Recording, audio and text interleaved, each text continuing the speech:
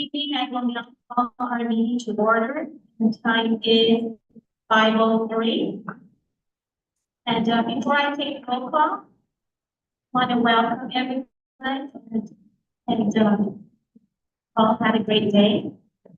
Before we begin, I would like to inform the public that all translations will be done today by head. So if any member of the public would like translation from either English to Spanish, when the speaker is speaking, or Spanish to English, when the speaker is speaking Spanish, please go to the translator's table and pick up a headset. Pursuant to Board Bylaw 9323 and Government Code 54953.5, members of the public may record an open board meeting using an audio or video recorder, camera, cell phone, or other device, provided that the noise obstruction of view does not disrupt the meeting of the members of the audience. If a member of the public or media wishes to stand and record the meeting or set up a tripod, such recording must be done so on the left or right side of the public seating area. The superintendent or an assigned employee may designate recording locations. If the board determines that noise or obstruction of view disrupts proceedings, the activity shall be discontinued as determined by the board. Any meeting participant who engages in disorderly conduct, which disturbs the peace and good order of the meeting, or refuses to comply with the lawful orders of the board, may be ordered to be removed from the meeting and may be guilty of a misdemeanor. It's California Penal Code Section 403. Closed session will be conducted in accordance with applicable sections of the California law. Open session will begin immediately following closed session at approximately 6:15 p.m. Now, Dr. Potter will lead the roll. Thank you, Madam President. Good evening, everyone. Welcome to our governing board meeting. Agenda item number 2, roll call, beginning with Board President, Mrs. Zenata Rosario. Vice President, Antonio Martinez. Clerk, Mrs. Irene Lopez. Board Member, Mr. Martin Arias. And Board Member, Mrs. Kenya Carras. Madam President, we have a quorum. All board members are here. We'll have the class staff. Put your right hand over your heart, ready to begin. To the flag of the United States of America, to the republic, indivisible, and justice.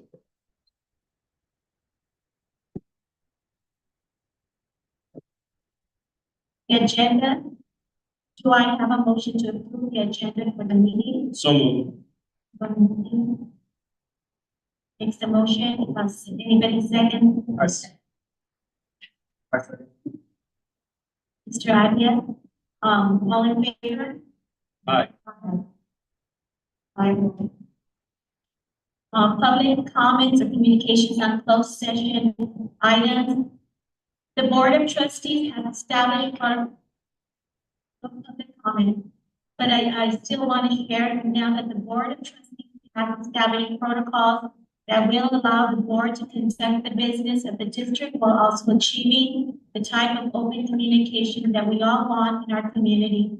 The board values the input of parents, students, employees, and other members of the public. Our goal is to allow the free exchange of views among board members and its staffs and between members of the public and the board while maintaining a respectful and orderly atmosphere.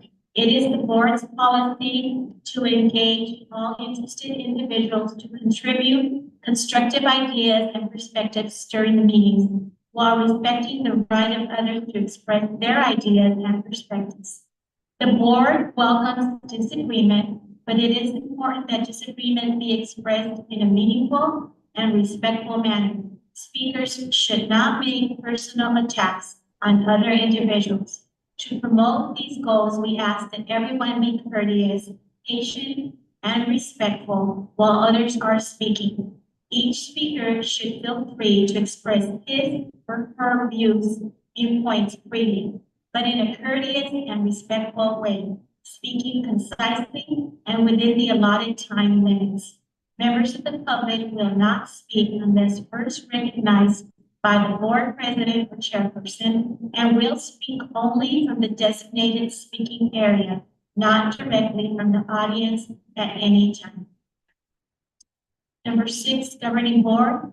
We will now recess to closed session in accordance to section 54954.5 regarding 6.1 Government Code section 54957.6 conference with labor negotiators. 6.2 Government Code section 54957 public employee discipline, dismissal, release, or reassignment. 6.3 conference with legal counsel, anticipated litigation. Madam President, I'd like to make a motion for the board to recess to closed session at 5:08 p.m. Seconded. All in favor? Aye. Aye. Thank you. Shall we?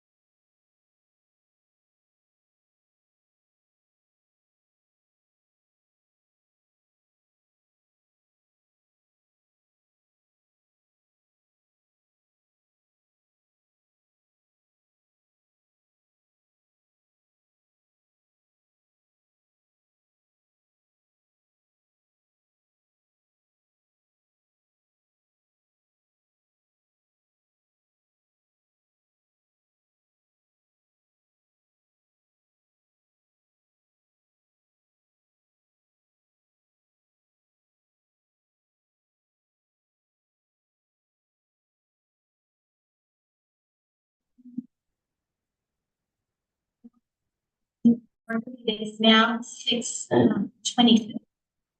Yeah. Before we begin, I would like to inform the public that all translations will be done today by headset. So if any member of the public would like translation from either English to Spanish when the speaker is speaking, or Spanish to English when the speaker is speaking in Spanish. So please go to the translator's table to pick up a headset. Thank you, Pablo. Number 8, conference session. There is nothing to report out at this time. No, that's for, Madam President, to clarify. The nothing to report is for closed session.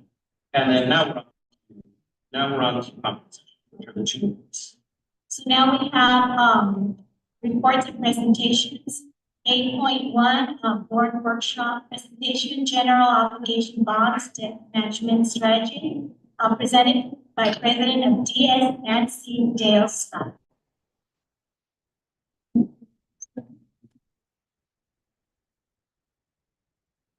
Thank you and welcome, Mr. Scott.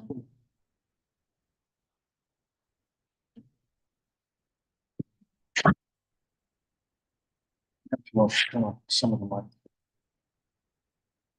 Yeah, that would be great. Yes. Good evening. Is this working? This on. Thank you. Good evening. Everybody ready? Okay. So I'm going to take you through quite a bit of information, but I'm going to try to break it down in piece by piece. Let's turned it on. There we go. Let's start with page 2 of the presentation that you have in front of you, because this kind of lays out what I am going to talk about this evening. We have 3 subjects, 3 areas, along with various dates. I'm not going to go through all the dates now. I just want to talk about the areas. The first is the remaining bonds that you can issue under the 2020 election. That was your Measure T and Measure U, and how those get issued. The second is we can finally refinance most of the old capital appreciation bonds that were issued many years ago, which I think you'll find very interesting. And then the third is the issuance of the first portion of the bonds that the district just passed as part of an SFID. One portion in the western part of the district, 2 bonds passed in the eastern part of the district, and how that timing all comes together.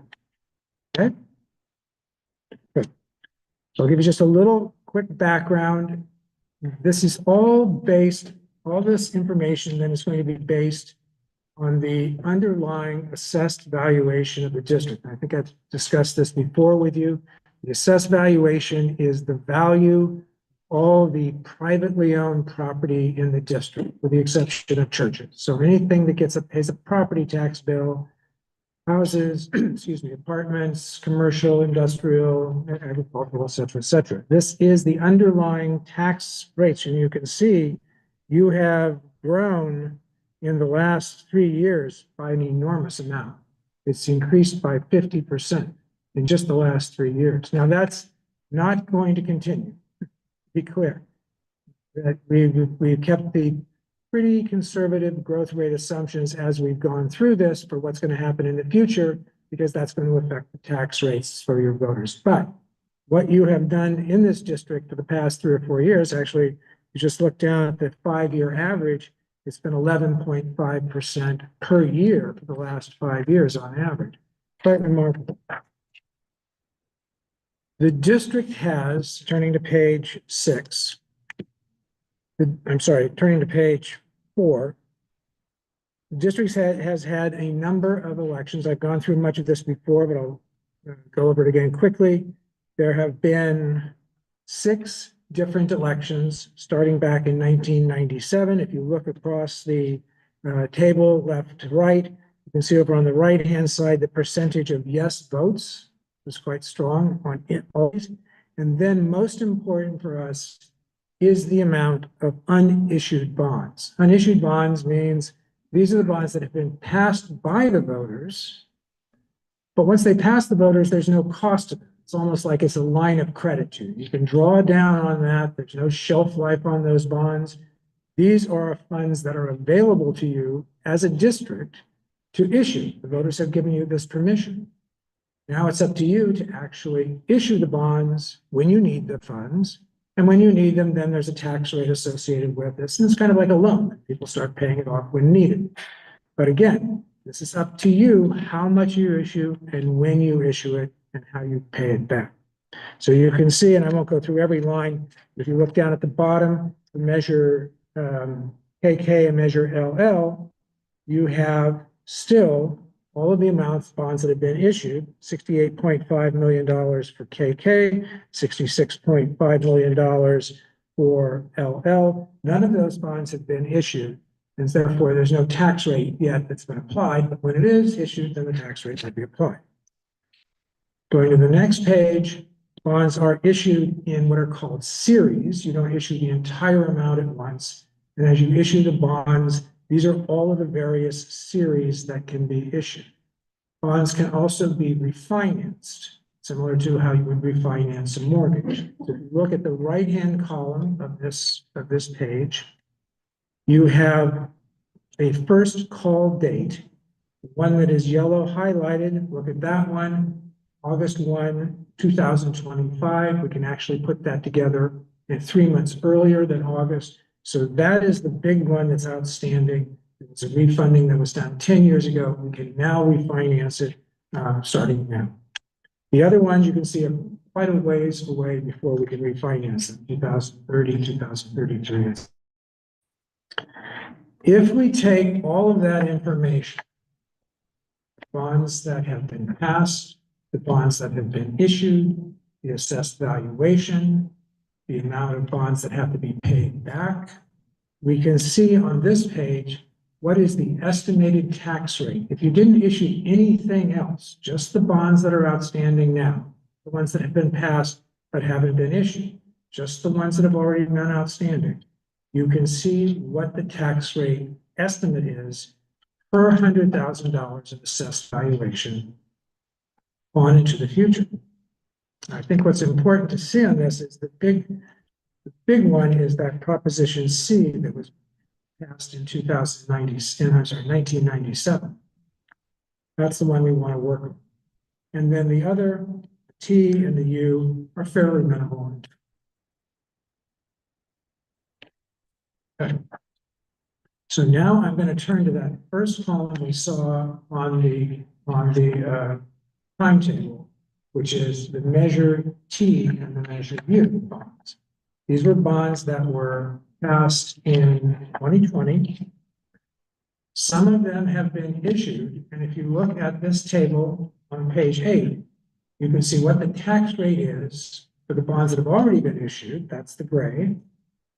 And then if we were to issue the remainder this year, which is being proposed, then we can do it in one of two ways. We can either, think about how you would think of a home loan. We can either pay it off quickly. If we pay it off quickly, great, because the interest rates will be lower, and the interest amount will be lower, but the annual payments are going to be high. That's what we have here on both page 8 and page 9 for the measure U. The alternative, which is on page 11, is to pay it off longer, over a longer period of time. We drop the tax rate, as you can see on page 11, down to really an incremental about $5 to $7 increase. It's longer, but the payment to the taxpayer today is less. Then you kind of have to, we're indifferent, make it clear. It's really up to you. I have my recommendation of what to do, which is keep the tax rates lower. People have been very, very positive here, but it's up to you in the end which way.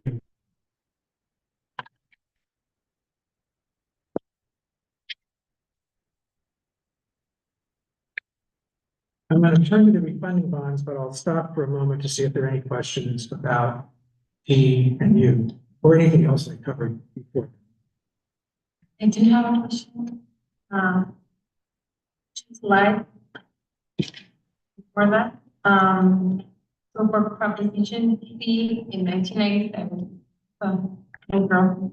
Can you refresh my memory of what was that? For 1997? I'll tell you what I know. I wasn't here. That was a bond that was passed prior to Proposition 39. It required a 2/3 majority of the voters. There is no tax rate limit. Unlike Prop 39, where we have this $30 per $100,000 tax rate limit, no tax rate limit. I think there was one built into the resolution itself at $100. That's internal to the district. And those funds, we don't know what projects they went to fund.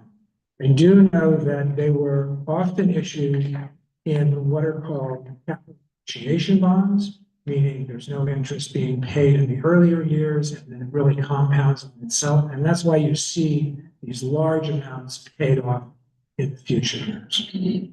Why that was done, I can't say. Got to answer your question? And one last question. So you said your recommendation is to keep the tax lower. Do you have any ideas how to do that? Well, yes, you're you're looking at it. Let's go back. Let's just look at page 8. Okay, yes. So it would have to do with how we structure the bonds for repayment. So we said, in this case, it's the purple that we're putting, that it's being the new money. There's roughly a 12-year repayment plan in that case. But that means we have to shove all of that repayment into 12 years, and that's going to cause the repayment to be higher. It's kind of like a balloon, right? You push it on this way and it goes up. If we go to page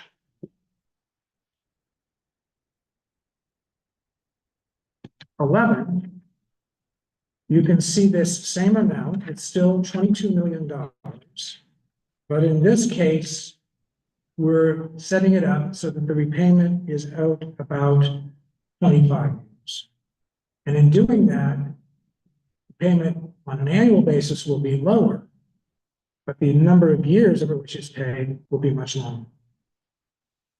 So let me give it to you in context. One time, a person who happened to be the head of the Kern County Taxpayers Association said to me, Dale, don't you agree that it's better to pay off bonds as quickly as possible for the tax? That was his question to me. And I said to him, Kelly, that depends on what you mean when you say taxpayer. Are you talking about the taxpayer today? Or are you talking about the taxpayer over the next 15 or 20 years? Because if it's today, no. The best thing is to bring out those payments, just like when you're getting a mortgage. You're saying, well, I'd like to pay it off in 15 years, but I can't afford that payment, so I'm going to do it over 25 years. But if you're talking about the taxpayers over the next 10 or 20 years, then it's better to pay it off quickly because you're paying less interest. So it's your money, and what you think is right. I'll tell you what I think is a good recommendation, but in the end, it's up to you. And we'll consult with superintendent and staff as for the final recommendation. Mr. Scott, so this is something that we're going to be moving on in the upcoming board meeting? Correct. Okay. Let's let you finish and then I'll give you my thoughts. Okay. In terms of, we can all give our thoughts. Sure. Okay, we're going to turn now to page 16. Oops, I'm sorry, I went too far. We're going to turn to page 14. Oh, something happened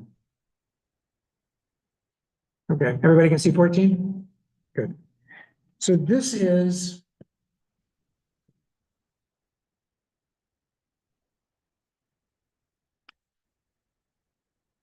I'm not sure what happened to the We're technical. working on it, right? They might have lost the connection for a minute. Okay. And we're back. Oh,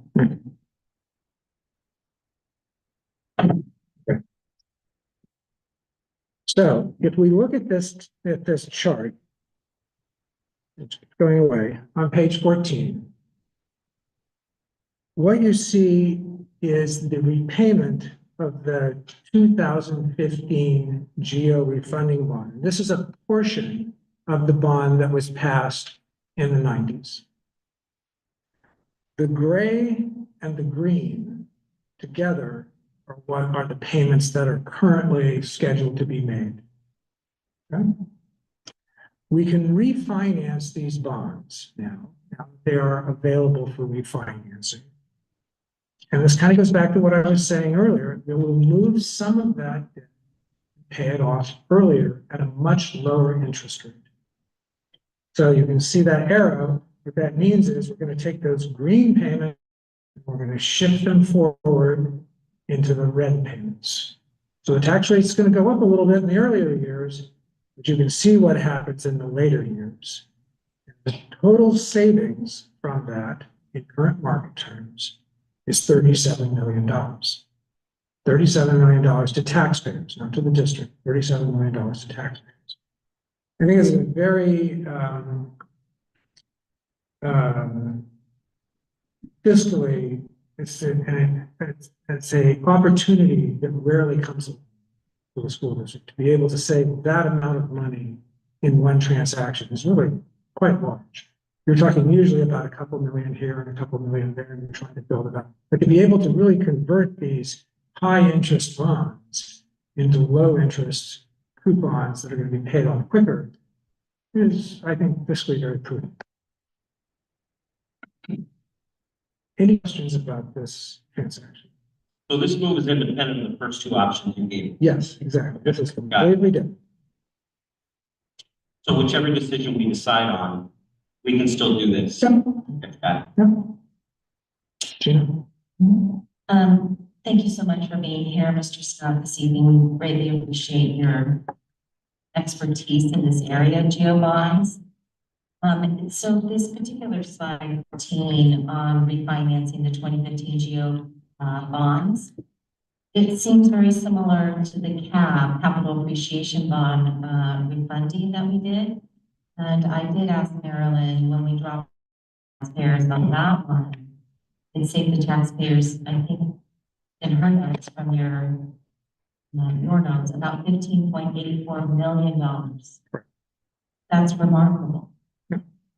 That's truly remarkable. I just want to say thank you for finding us a second opportunity to save taxpayers money. And if you put those two together, and in less than a year and a half, you've reduced this debt by over $50 million. It's really remarkable. I'm very, very fortunate. Yes, I gotta tell you, during the day, I am a taxpayer advocate in San Diego. Easy expert. And I absolutely love this. My heart is melting. If they were all this easy. I agree. If they were all this easy. So if I'm talking about, he's gonna be the judge of me and seeing if I do a good job, because I'm not the taxpayer. I'm looking around like, what are you gonna do? I'll let you take the lead on what we should do. All right. Now, I'm going to turn to the new bond that were just passed. Congratulations, by the way. I can't tell you how many people have asked me, so wait a minute, let me understand this right. They passed 3 bonds in San Ysidro? I said, well, yeah, bonds all right. Quite a story.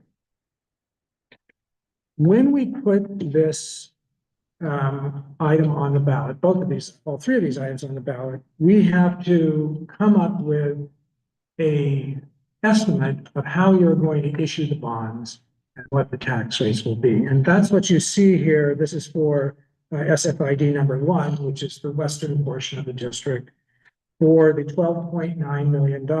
And you can see there's very nice and tidy 4.3, 4.3, 4.3. But that, again, is up to you and up to the administration, how much money do you need? It doesn't have to be 3 series, it doesn't have to be 4.3, it doesn't have to be equal, it doesn't have to be every 2 years. It's really how you need these funds. And I'll get back to one other thing that has to happen in just a minute. On the next page, and the following 2 pages, we have the same type of table for measure KK in SFID number 2. Again, very even, $22.8 million. This may not be what you need. Again, we're working with staff. And then on page 18, slide 18, again, $22 million every 2 or 3 years, providing a tax rate for each of those of $30 per $100,000 of assessed valuation. Okay, that's the somewhat easy part, which is how do you issue these bonds? I want to make sure that I get this on the record. There's no shelf life on these bonds. It's not like they go away if you don't issue them. In fact, hard to imagine, but I'm working with a district up in Kern County right now where the voters passed a bond in the year 2000. And they still have authorized accreditation bonds they haven't issued. So they're going to go issue bonds that were passed by voters 25 years ago. That's the record for me. So I'm not suggesting you wait 25 years, but you don't have to keep to this timetable. It's just something we need to look at as we're putting these deals together. There is, however, a more important piece of the puzzle. Do you want me to pause until this comes back on now? Okay. And I want you to turn, if you could, to page 20. Some of you have had to come across this before, but I'm going to have to repeat it again. In addition to everything we've talked about, in addition to the term, the tax rate limit, the amortization, all of this, there is one other factor that gets involved occasionally with the issuance of school district bonds, and that is something called the debt limit.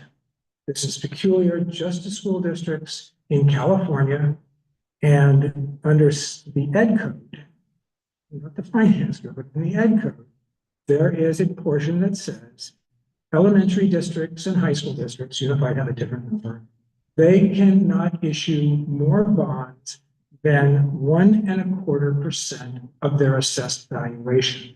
That's the principal amount, the principal and the interest, just the principal. So, and it's not an annual test. It's just a test when you go to issue the bonds. So look at this table in front of you, look at 2025. The gray is the outstanding bonds, the ones we've already issued. The green are the projected bonds to be issued. The black line is the 1.25%. Now you have no problem issuing that first section of bonds that we talked about, the 2020 bonds. Those are already in the gray. There's plenty of room in that gray area to issue those remaining amounts above the line. That's I'm not concerned about. However, to issue not the refunding bond, to issue the 2024 bond, you will need to request a waiver from the state, 0.25% limit. This has been done for years. We've done hundreds of these. I am not aware of any waiver that has never been provided. But there's a process that you have to go through. And one of the items, and we'll see it again when we get to the calendar, is to pass a resolution requesting that a waiver be submitted to the state. And that takes, you can imagine, that takes a little while. It goes up there, they have to go to their meeting, they have to pass it, and we'll go through that in just a second. But that's the one thing that's in the way of issuing the bonds that were passed in 2024. You have to get a waiver from the state, which will be provided as long as we go through the right rules. So now having said that, let's turn to yes. And the 1.25%, we're talking about the assessed valuation from the assessor's office? Yes. Okay, great. Yes, I'm sorry. And so the question there would be, as we make improvements to the schools, is there an opportunity to have the school sites reassessed and increase that? No, it's not an annual test. It's only a test when we issue the bonds. So when we go, let's say it's in 5 years from now, issue a bond, we say, okay, how much debt do you have outstanding now? Remember that you're paying some of that down every year, so that's going down. How much is outstanding now? What is 1.25% of the assessed valuation, all of the private, your valuation, your schools, the private property within the district, homes, apartments, industrial, industrial. 1.25% of that, do we fit under that cap? If we do, we can issue. If we don't, we have to go get a waiver. If the next year it changes, it doesn't matter because the bonds are issued. It doesn't matter until you issue the bonds again the next time. It's not a great process, but it's the law and that's what we have. So let's look at page 22. We go back to these 3 different pieces of the puzzle. And looking at the 3 columns, 2020, I'm on page 22. The 2020 election measures T and U, the refinancing of the outstanding cap, and then the issuance of some amount of the KK, the LL, and the MMs. The calendar that I would propose, looking at these each individually, is to bring a resolution to you at your March 13th meeting for the issuance of the T and the U bonds. Those bonds can fit under the waiver or in good shape.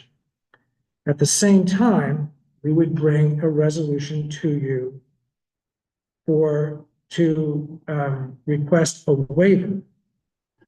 It would be a bond resolution. I mean, it would be a resolution that the board would have to pass, but to request a waiver to request the state to provide that waiver. There's some other work that has to happen with that. There has to be some various communications that we have to communicate with the administration on. There has to be an application submitted to the state, which will handle, the state board has to meet, et cetera, but that waiver will be received. And then after it is received, we go to the 3rd column.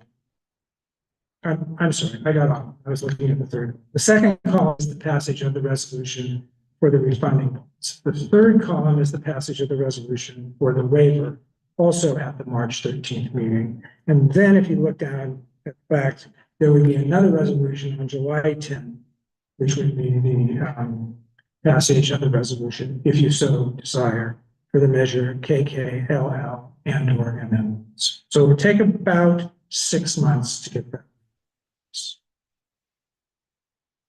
With that, I'm happy to answer any other questions. So, Mr. Scott, I'd like to give my opinion now. Obviously, your opinion on this issue is important just because you're the expert.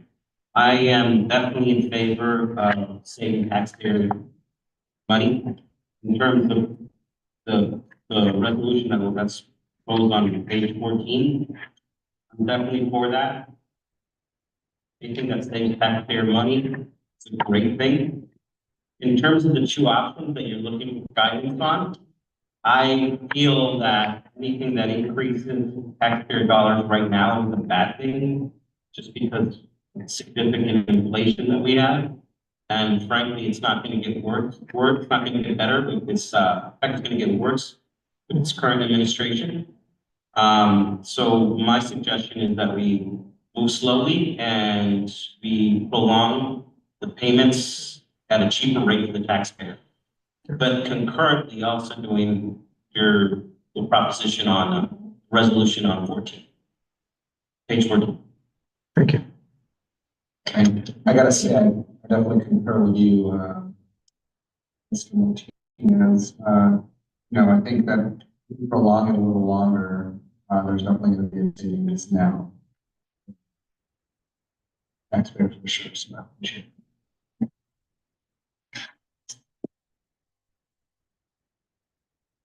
Any other questions I can answer?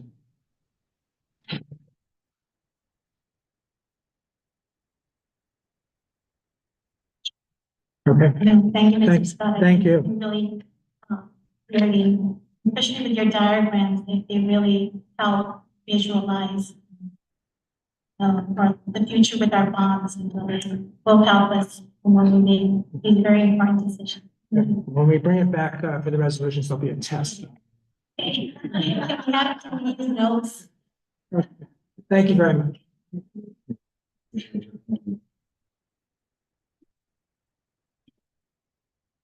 Now we will move to 8.2, district budget overview. It will be presented by our chief business official, Marilyn Aiden. Thank you. Good evening. Board President, Mrs. Rosario, members of the board, Dr. Potter, and community. Tonight's presentation is an overview of the district's budget. So at first interim, the planning factors for the budget assumptions, you can see them listed there. We did build in the COLA for this year of 1.07%. For next year, 2.93%. That was at first interim. So at second interim, it'll reduce 2.43%. And then for 26-27, 3.08%. You can see the various STRS and PERS employer rates. The STRS employer rates are consistent at 19.10%. And the PERS employer rates continues to increase increase. At first interim, we estimated total revenue at 82.7 million. And LCFF makes up about 70% of the general fund. Also at first interim, our general fund expenditures, we estimated 87 million. And 72% of the general fund makes up salaries and benefits. This is the multi-year projection from first interim. You can see some deficit spending, line number 4 of $4.4 million. Since the board was did approve a budget reduction plan for 25-26 of $2 million, we did implement and include the budget reduction plan in 25-26, which is helping us to certify as positive. Without the $2 million budget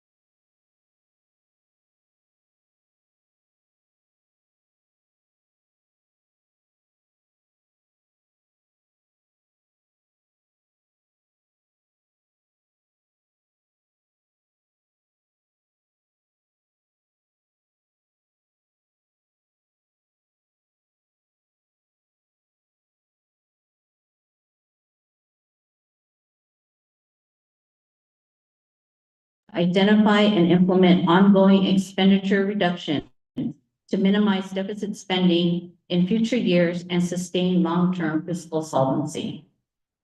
So that message from the county.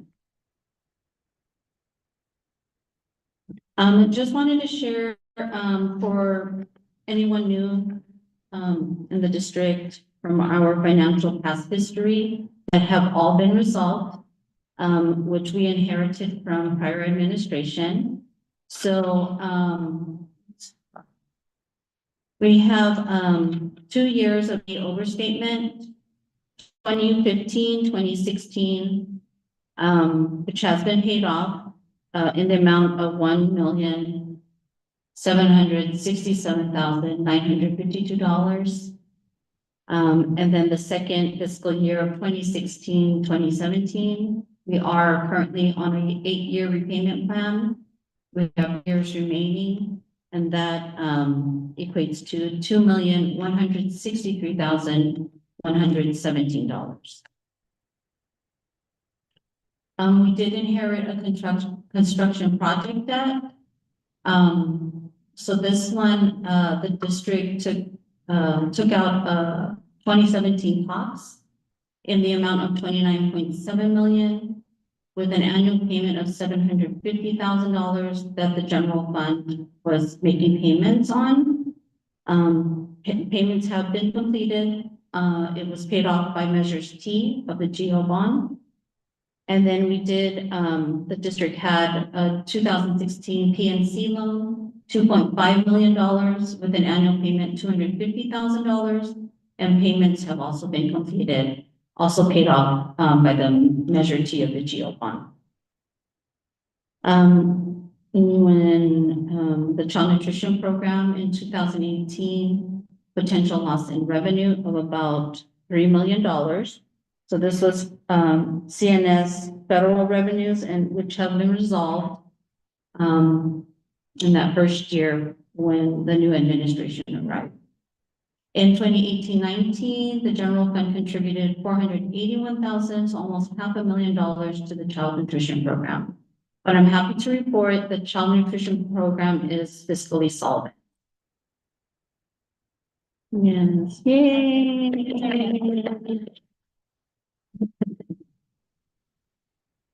We did inherit a solar project litigation of $16 million, which has been financially resolved. And the $16 million was a project that cost us 4 times as much and paid out of the GO bond at the time. Yay. Yay!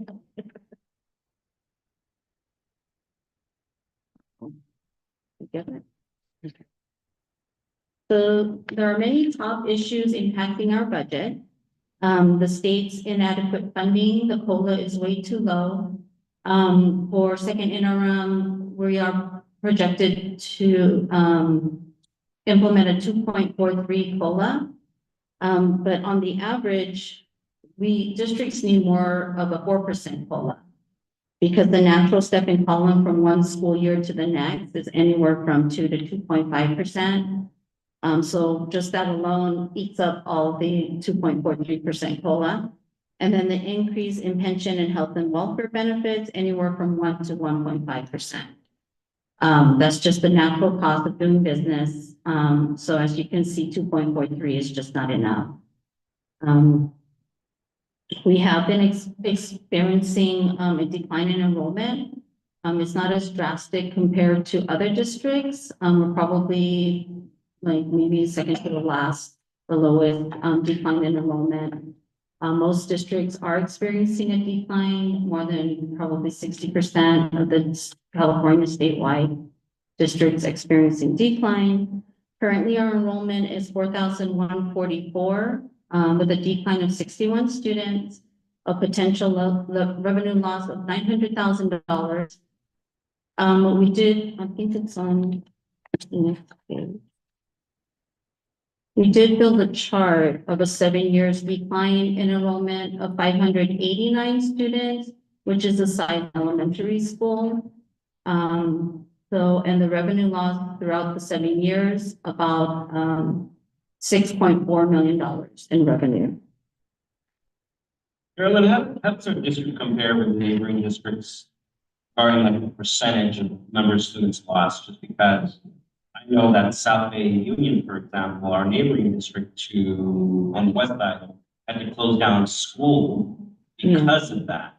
But I don't know if you have these numbers on top, had it no next meeting or whenever you can provide that. But I'd like to see a comparison just because I honestly think even though this is significant, that our district, because of development in Ocean View Hills and Otay Mesa East, that it's actually expanding.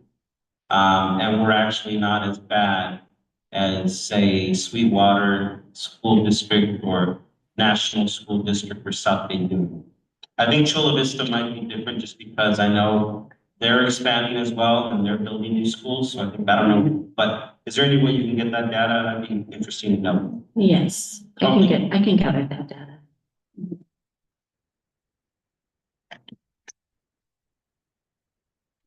So the next section, we have STRS and PERS pension cost increases. For this year, we'll experience an increase of $300,000.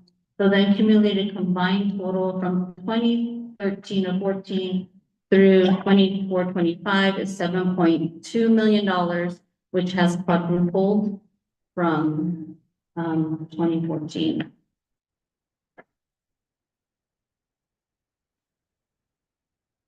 As you know, special ed costs continue to rise. For this current fiscal year, we estimate $13 million. That's the budget for special ed. A general fund contribution anywhere from $6 to $7 million, and annual increase of about $1 million each year. We have fully spent our state and federal stimulus funds and all have been expired of $26.7 million, which has been helping the district fund special program. We have also fully spent the learning recovery block grant, $6.7 million, and we use this funds to staff our temporary psychologists, our temporary social workers, our temporary intervention teachers. So we have fully spent the learning recovery block grant. With the potential loss of federal funds, this is the list here: Title I, 1.3 million; Title II, 160,000; the next one's Title III, 300,000; Title IV, 100,000; the federal portion of special ed funding, 1.1 million, and then the potential loss of funding of the National School Lunch Program, 2.6 million. We also, with a decline in the state preschool enrollment due to transitional kindergarten because of the shift in the age. Currently, state preschool has enrolled 160 students, but on an average, the enrollment is 260 students. So they've lost about 100 students. And in the current fiscal year, the state preschool funding, due to COVID, they implemented a hold harmless of 2 million. The current allocation is 2 million, but we could potentially see a decline in funding of 800,000 to 1.2 million.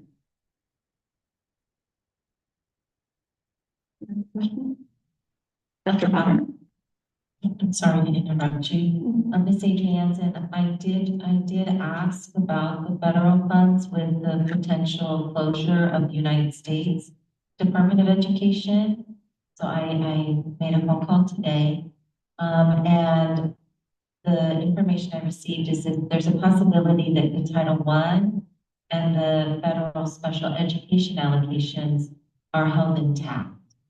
And so I haven't seen it in writing yet, but that would be beneficial.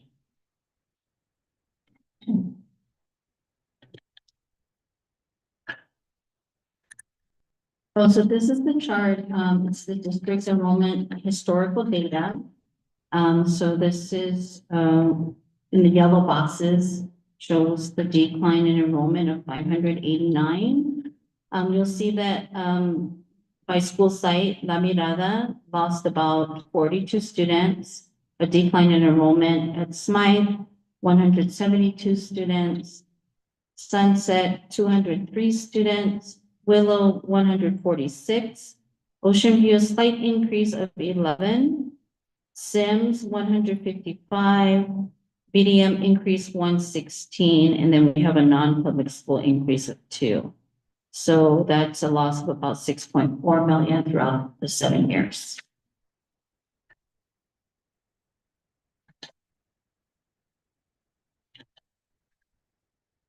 And there's no reasoning behind this, just because if you have reasons as to why there's a decline. I just think a lot of families are moving out of California and finding, more affordable states to live in. And we're just not having babies. That's why. Cost a lot of your center right about. You don't get a lot of. I'm so old. I can't have it anymore.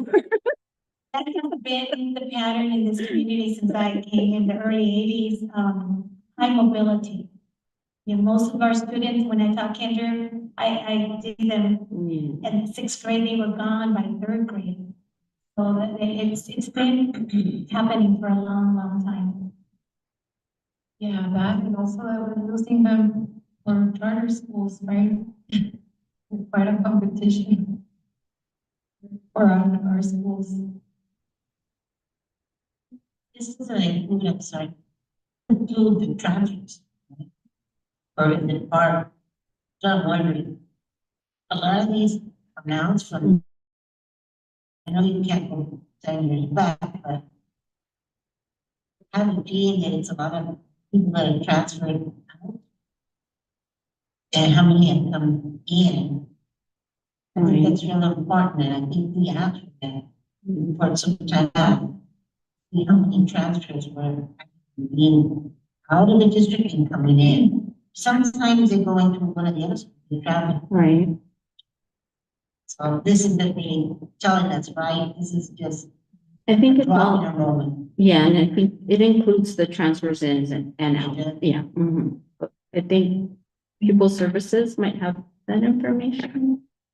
Ms. Adrianson, Mr. Marcus was working on this with his team and I think he's looking for it. So maybe at the Oh, end okay. of the presentation, he does have the number of transfers in and transfers out Okay. for this school year. And then he needs some time to see if it's in it. Okay, thank you.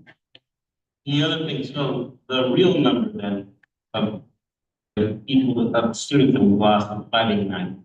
Yes, through the 7 years, total of 7 years. That's like all of Meyer. Yes, it's a one elementary school. Had we had that school still up and running, we probably would have had to with the numbers that we're experiencing. Yeah, If they would have left one wall, if we could have been useful. there you go. Mhm.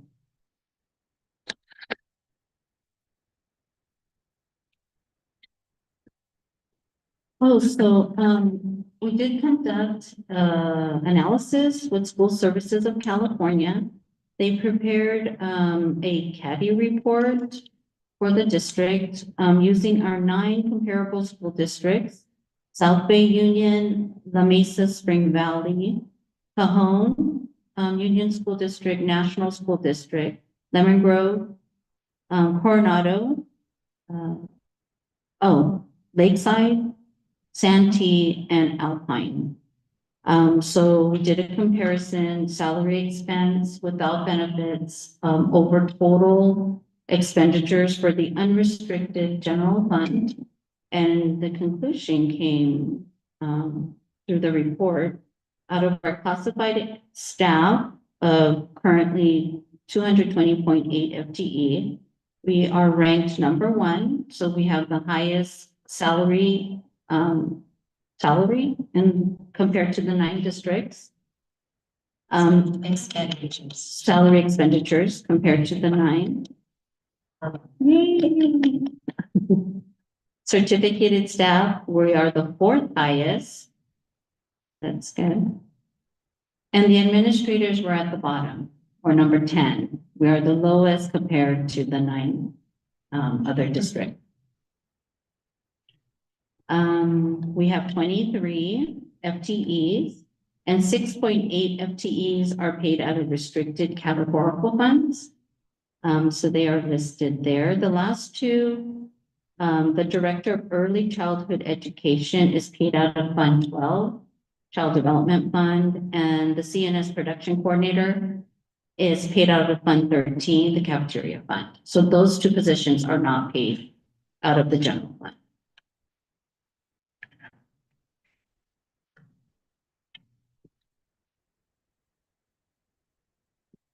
And this is the 25-26 proposed budget development timeline.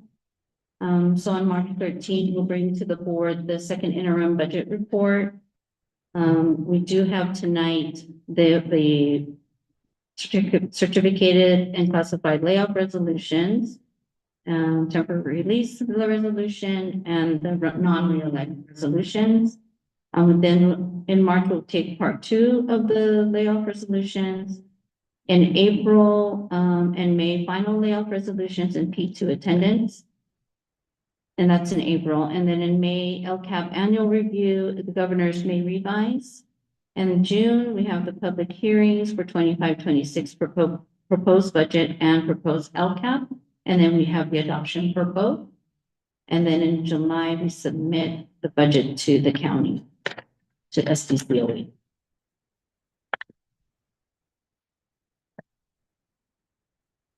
Do you have any questions?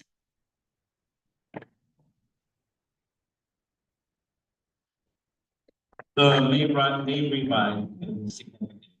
Yeah. How do you anticipate that will be, Marilyn? Because that can impact a lot of the decisions that we make today. So how are you, what's your anticipation? Well, the COLA will be lower. So, yeah, and I think the impact to us will probably be because our ADA is lower as compared to first interim, it's dropped a little. So anywhere from 700,000 to 900,000 impact for our LCFF.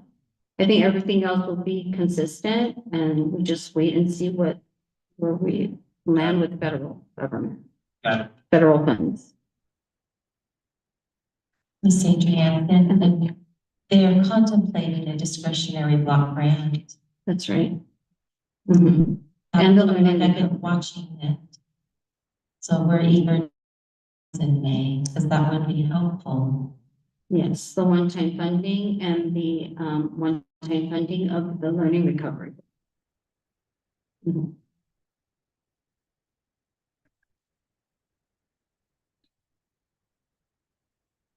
Thanks, Marilyn. No Thank you. question, Mike? Thank you.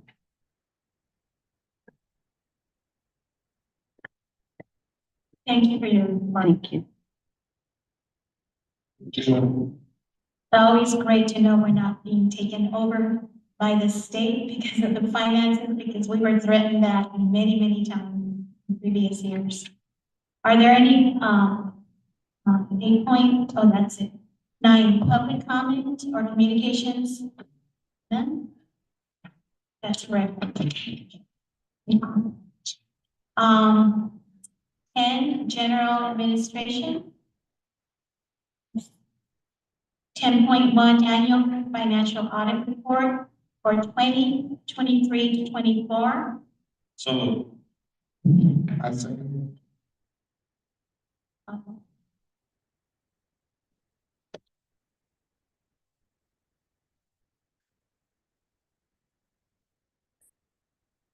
what we could do is normally when it comes to like action items, you make a motion, the second, and then you open it up for discussion.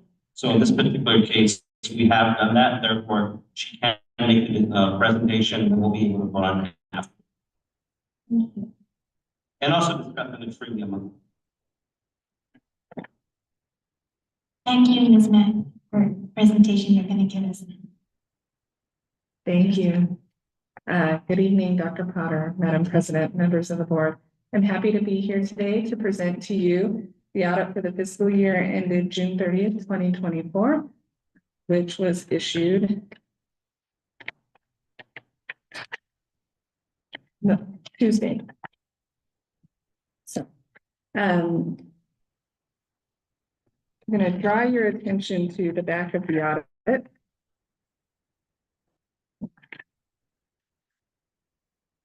On page 102. And I'm turning here because this is a summary of everything that is presented in the audit forward. Is this in the board materials where it could be put on the screen for those who don't have a copy? The audit report. Got it. Yeah. One of, We have, Ms. Mann, we have two numbering systems. So is it It's Page on the bottom. 102 on the of bottom. 120? 102 of 120 or 102? It's 102 of 109. And It's I don't have, 102 of 109. and yeah, because there are probably some pages that are not numbered. One moment, and so sorry. so you're Wilkinson Hadley? Wilkinson Hadley King, yes. Okay. So I have 103 from 120. I don't have one to you. Oh, yeah, up on the back, right? Would it help if I show you my page? Yes. Yeah. Thank you.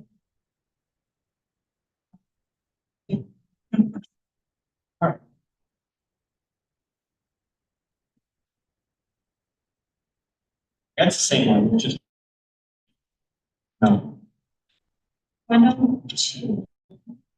103. Oh. Yeah, so 113. Page 100. Yeah.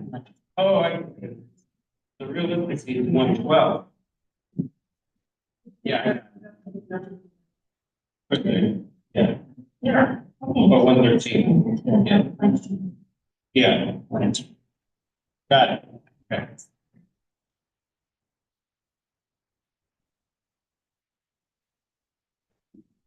Great. Yes. You got it. Sorry for that confusion. The entire report. So it's a good spot to come and just kind of talk about the audit. So in our audit of the financial statements, we issued an unmodified opinion, meaning the financial statements as presented in this report. It's our opinion that it is a fair representation of your financial position for the year ended June 30, 2024. We did have two findings, one which was considered a material weakness in internal controls, and one which was considered a significant deficiency in internal controls. For the federal award section, we issued an unmodified opinion on compliance for federal programs. The three programs which were audited were the Child Nutrition Program, Special Education Program, and your Head Start program. We did not have any findings of non-compliance or internal control findings over the federal program. On the following page, page 103, is our audit report on state compliance. And it's not reflected here how many programs get audited in state compliance, but the state audit guide now has 36 audit programs that we look at, which encompass a number of different departments at the district. And with that context in mind, we did not have any findings of non-compliance in state compliance or any internal controls for state compliance. So if you turn to the following page, this is where our two findings are listed. Our first finding, we had identified some misstatements in the financial statements that had to be corrected via audit adjusting journal entry. Some of the information came to our attention from the County Office of Education and some of it in our normal standard procedures. Some of the information, the reason that it had occurred had to do with an error that occurred at the county office level where the district received South Bay's apportionment and South Bay received San Ysidro's apportionment for special education. So that had to be corrected, of course. And I believe that was to your benefit because they had received a larger portion of yours. Or was it the opposite? It was to their benefit. So sorry about that. I'm here representing my partner Kevin, who did the audit, so I'm trying to go off the best memory that I have.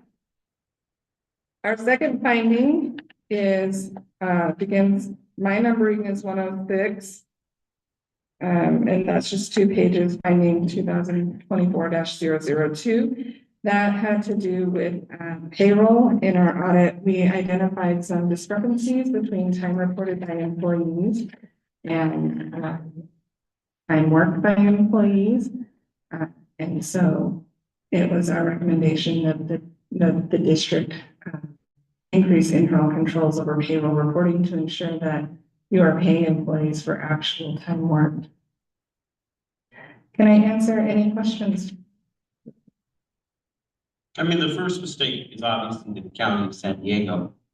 Part of it, yes. Part of it. Yes. What's the other part? The district issued refunding bonds and those entries were not posted in the financial system. Got it. Yeah, and sometimes that happens with refunding bonds because it nets out to 0, so it doesn't change your fund balance.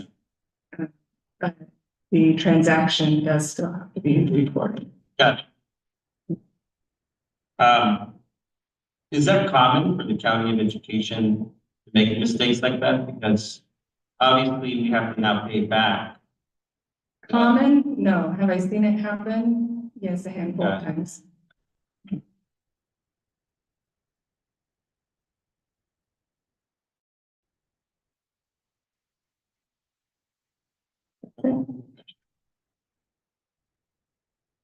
Other questions? Thank you very much. Thank you.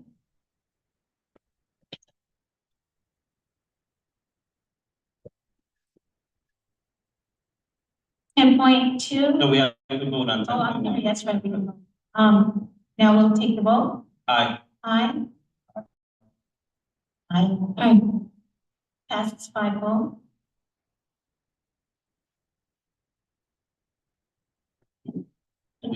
Yes, we now we're on 10.2. 10.2, resolution number 24/25-0025, temporary certificated employee release. We have a motion. This resolution authorizes the district to notice individual temporary certificated employees of the district's intent to release at the close of 24 and 2025 school year. Do I have a motion? I make a motion. I'll second. All in favor? Aye. Aye. Aye. Aye. Thank you. Passes 5-0. 10.3, resolution number 25/25-0027, non-re-elect probationary certificated staff. This resolution will authorize the district to notice probationary certificated employees of the district's intent to release and non-re-elect for the 25-26 school year. Do I have a motion? I'll make a motion. Rena Lopez makes a motion. Do I have a second?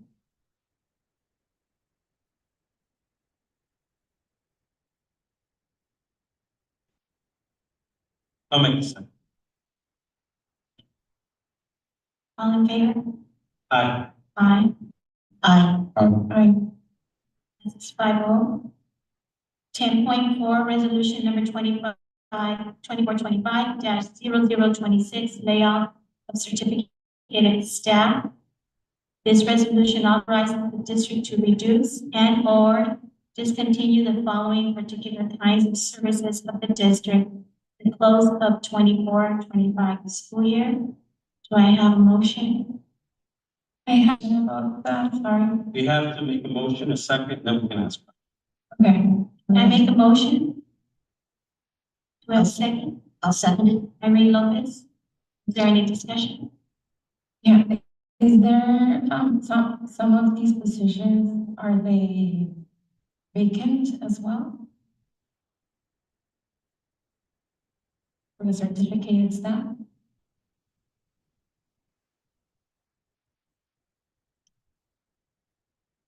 Because these are preliminary notices, we won't know until we get closer to May. May is when we will know the final notice. And then we'll know if any are vacant. Okay. Do we have a vote? All in favor? Aye. Aye. Aye. Aye. Motion passes by vote. Resolution 24-25-0028, layoff of classified staff. This resolution authorizes the district to reduce and or eliminate the following particular kinds of services the district at the close of 24-25 school year for fiscal and budgetary reasons. Do I have a motion? I'll make a motion. Do I have a second? I'll make a second. For any discussion? Yeah. I'm voting no, because I think we still need this position, even if some of these are vacant. I think these positions still be, in our hiring, posting jobs. I think a lot of these positions are very necessary for our district. And, to not have more, I think that's also a risk to lower the COLA for next year. Because if we have enough support, we will have better performance, but with much less stress for more of our staff, more of our teachers, which I know a lot of them are already having a lot of stress, lack of support. And some of these positions, I'm not saying all of them, but some of these positions, I think they're very necessary to still have and to have even more. For example, this one campus aide that we need for one elementary. Also instructional aides, because that's a great support for students. And of course, instructional aid of special education. And also, yeah, if we don't have this position in our district, then yes, like I said, we're gonna lose more children probably next year. And I also want to reduce the stress that every non-certified staff that we have here. So that's what I wanted to share to the board. Currently, all these positions, they are now, nobody is in these positions right now, so just wanted to make that clarification. There are several positions that currently have not been occupied, so we don't have people in these positions that we are laying off. Just laying off the positions for now because of the budget reduction plan that we have to support us in the next coming year. Yes. Now I will ask for a vote. All in favor? We still need them. Thank All you. in favor? Aye. No. 4, 2. Motion passes. 10.6, agreement between Cynthia Mozart and the San Ysidro School District to approve and ratify the agreement between Cynthia Mosqueda and the San Ysidro School District regarding Cynthia's full-time voluntary out-of-class transfer as a substitute principal. So moved. Tony Martinez makes the motion. Second.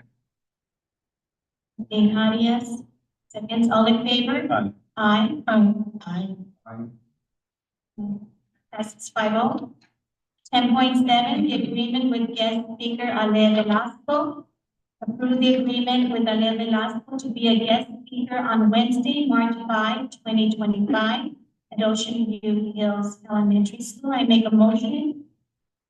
I second. Yes. We have a vote. Aye. Aye. Aye. All in favor or 5-0. And board workshop, staff will provide presentations on the following topics for the board to provide guidance. The board workshop presentation, the construction projects update for general obligation bonds, measures T and U. Dr. Indigas and Mr. Notes.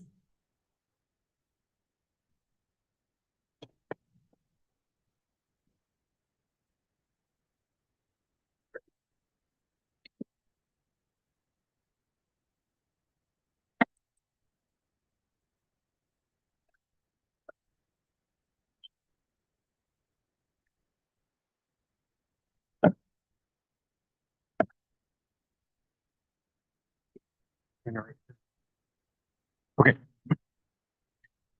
Let me sit closer to you just in case. All right. So, good evening, Madam President, Good evening. Dr. Potter. Can't hear. Oh, Thank you. I was trying to center. Good evening, Madam President, Dr. Potter, members of the board. My name is Jose Anigas. And with me tonight, as indicated, is our program manager, Kari Knowles. So, thank you for your time. We're going to start by simply saying that one of the main purposes for us tonight is also to bring our new board members up to date. So just bear with us as we do that. And so starting with that in mind, we wanted to bring to the board's attention that back in November of 2023, the board did vote to prioritize our GeoBond measures T and U projects in the manner that you see there on the screen. And to the right, what you'll see, generally speaking, is what the budgeted amount was at that time. And you will also see that down below, while these are still important projects, that would be 6 through 11, they were nonetheless prioritized. I also want to say that in our district, we have a lot of needs, and invariably, we just don't have the funds to get to everything. So just a brief example, carpets. Carpets are expensive and we need carpets. We are fully aware of that. And while you don't see it up here, we're going to try to find a way to get that done.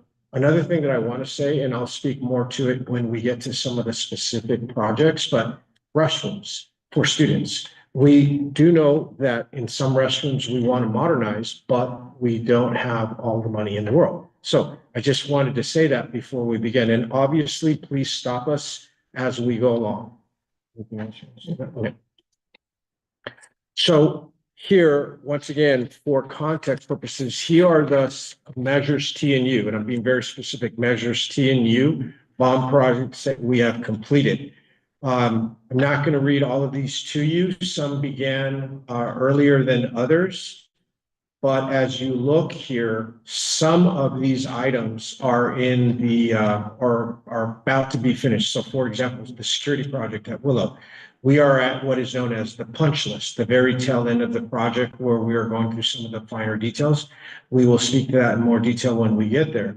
But as you can see, there have been a significant number of projects here that we have completed using, in particular, these bonds. And what's important to note here is without these bonds, members of the community, a lot of these, thank you to members of the community, we would not be able to do a lot of these very, very important projects.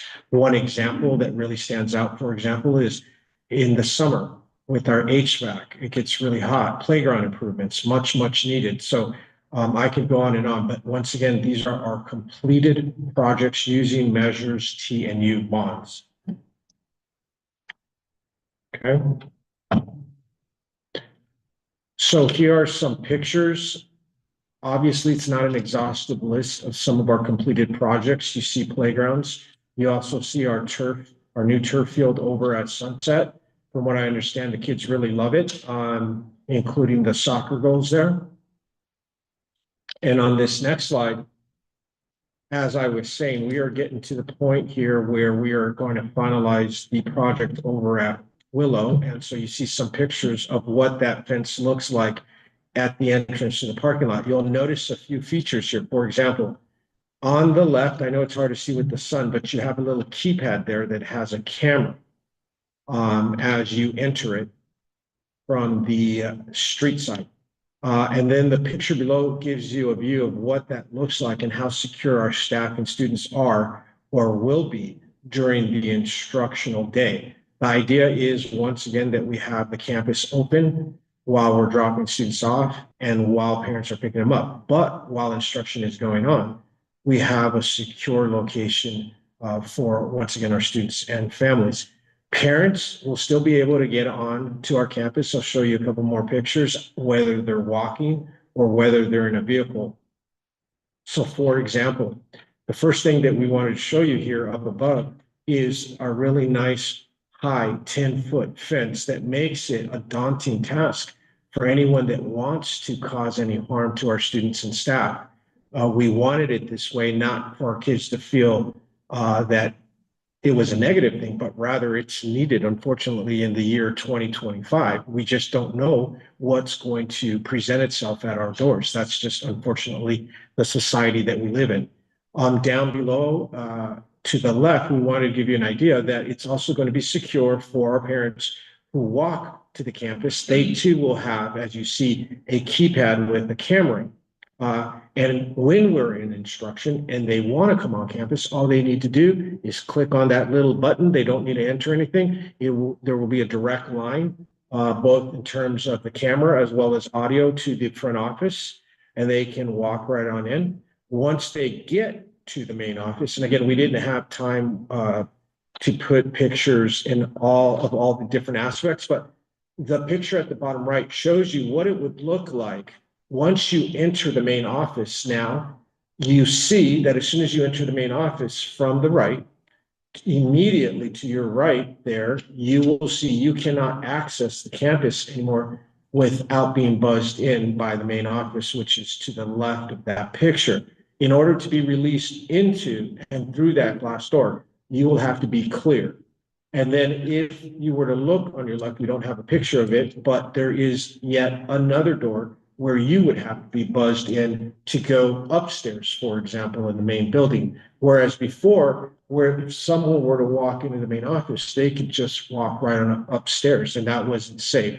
So we do have other pictures if the board would like to see them, but we just wanted to give you a flavor for what we're doing. And so just to finish off here, once you make it through that glass door on the right and you are led on the campus, there will be yet another perimeter fence so that when you're on campus, essentially you have to remain on campus. That is to say, people are not going to be able to just get on campus by walking through some gate. So once again, these are completed projects. So I'm sort of stalling in case there are comments or questions, but if not, I'll keep going. I have one question. Of course. Dr. Inez, Yeah. so do you have an update on the fence that got? Yeah. Absolutely, and thank you for asking. Like I said, we wanted to show you everything, but we don't have 3 hours. So we did have a fence that was damaged at the very corner that we feared, which is Calle Primera, around that corner. And that fence is being ordered because they come in panels. And they must be ordered to the exact specs of this fence. This is not a common fence that we can just go to Home Depot and pick up. And so we've ordered that. And in your estimation, we still have about, another 2 to 3 weeks for it to arrive. Once it arrives, we're going to install it as a panel. But if you're wondering, because I know I was wondering, why the heck did they not put the bollards in before that fence, right? Yeah, and there's a reason for that, and that includes getting the heavy machinery in there to be able to put those panels. If you know how much each of those panels weighs, so we couldn't do it in reverse order where the bollards go in first, then the panels. So unfortunately, it happened. But the good news is, once we repair that fence, those bollards are in now. If you were to drive by there, we have a total of, is it 6 or 5? I lose count. Oh, it's 13 total. 13 total. Okay, but I was just referring to that one part here where you turn the corner. But Kari is referring to once you turn the corner, just in case we have more going to the right. So it's a safe curve now, for lack of a better term. There is no way if you go out there and put your hands on those bollards, that thing is not moving. So if there's any good news, they're in there now. Okay, but we have not forgotten about that panel. It is not going to stay that way. Yeah, I remember the day that it was supposed to be done, in that particular, spot. Right. Very dangerous. It is. There's a lot of homeless, you know, a lot of things going in front of us. Yep. And, yeah. And one comment, this is very external to the, well, me as a designer. I would just love if it was different color. The face being black. I have heard comments from parents saying that kind of looks like a jail, which I 100% with safety. But maybe just a different color will just give it a little bit of a nice touch in the And future. And those were my initial thoughts as well, but I'm gonna turn it over to Kari in a second for 2 reasons. Okay. One, there's actually a lot of science behind the color of this fence that he's the expert, not me. This is what he studied, but not me. But I did want to say this, please know that going forward, as we do additional work, we are looking at putting in a mesh, if you will, that with the really professional CNC machines can have the name of the school, the logo. So it will make it look a little bit more like a school. So we do get that, right? You're never going to be able to please everyone for every project. So, but with regard to the color of the fence, please, I know there's a lot of science. All right. That's a great question. Just in the science of the colors and the fences, I've built quite a few schools in my time, but the black is the one that actually blends the most into what you see. If you put out a brighter color, obviously it'll be brighter, it'll be more, you can see it more. There used to be a lot of green fences, which also blend in with vegetation. But because of maintenance restrictions and costs, a lot of vegetation has gone away, so the green has gone away. So through the science that we have studied as architects, the black is the one that actually blends in the most and actually disappears the most. So that's the reasoning for it. Is the black the most cost effective? It's after you get past gray, the silver, which really does look institutionalized, then the colors are all the same. Once you get past the gray, which is the natural color of steel, if you color black, green, whatever, it's the same price either way. You know, I just want to comment that I did pass by several times, and I did get off, and I touched that mark that had been strong enough because before, fence that I used to see on weekends, the people, kids from the community would cut them. Guard up fence and then go into play, and I think, what did they do, you know? And then I see, you know, different areas, but the homeless, it was easy for them to jump over, go back over. And I do better way of protecting school, no need to school the kid with that, because I haven't seen, underneath the bridge, yes, there still is a lot of homeless there. And I know that the gentleman who owns that property does report, he's probably having to clean up that area of the park. Homeless that going to go on skating.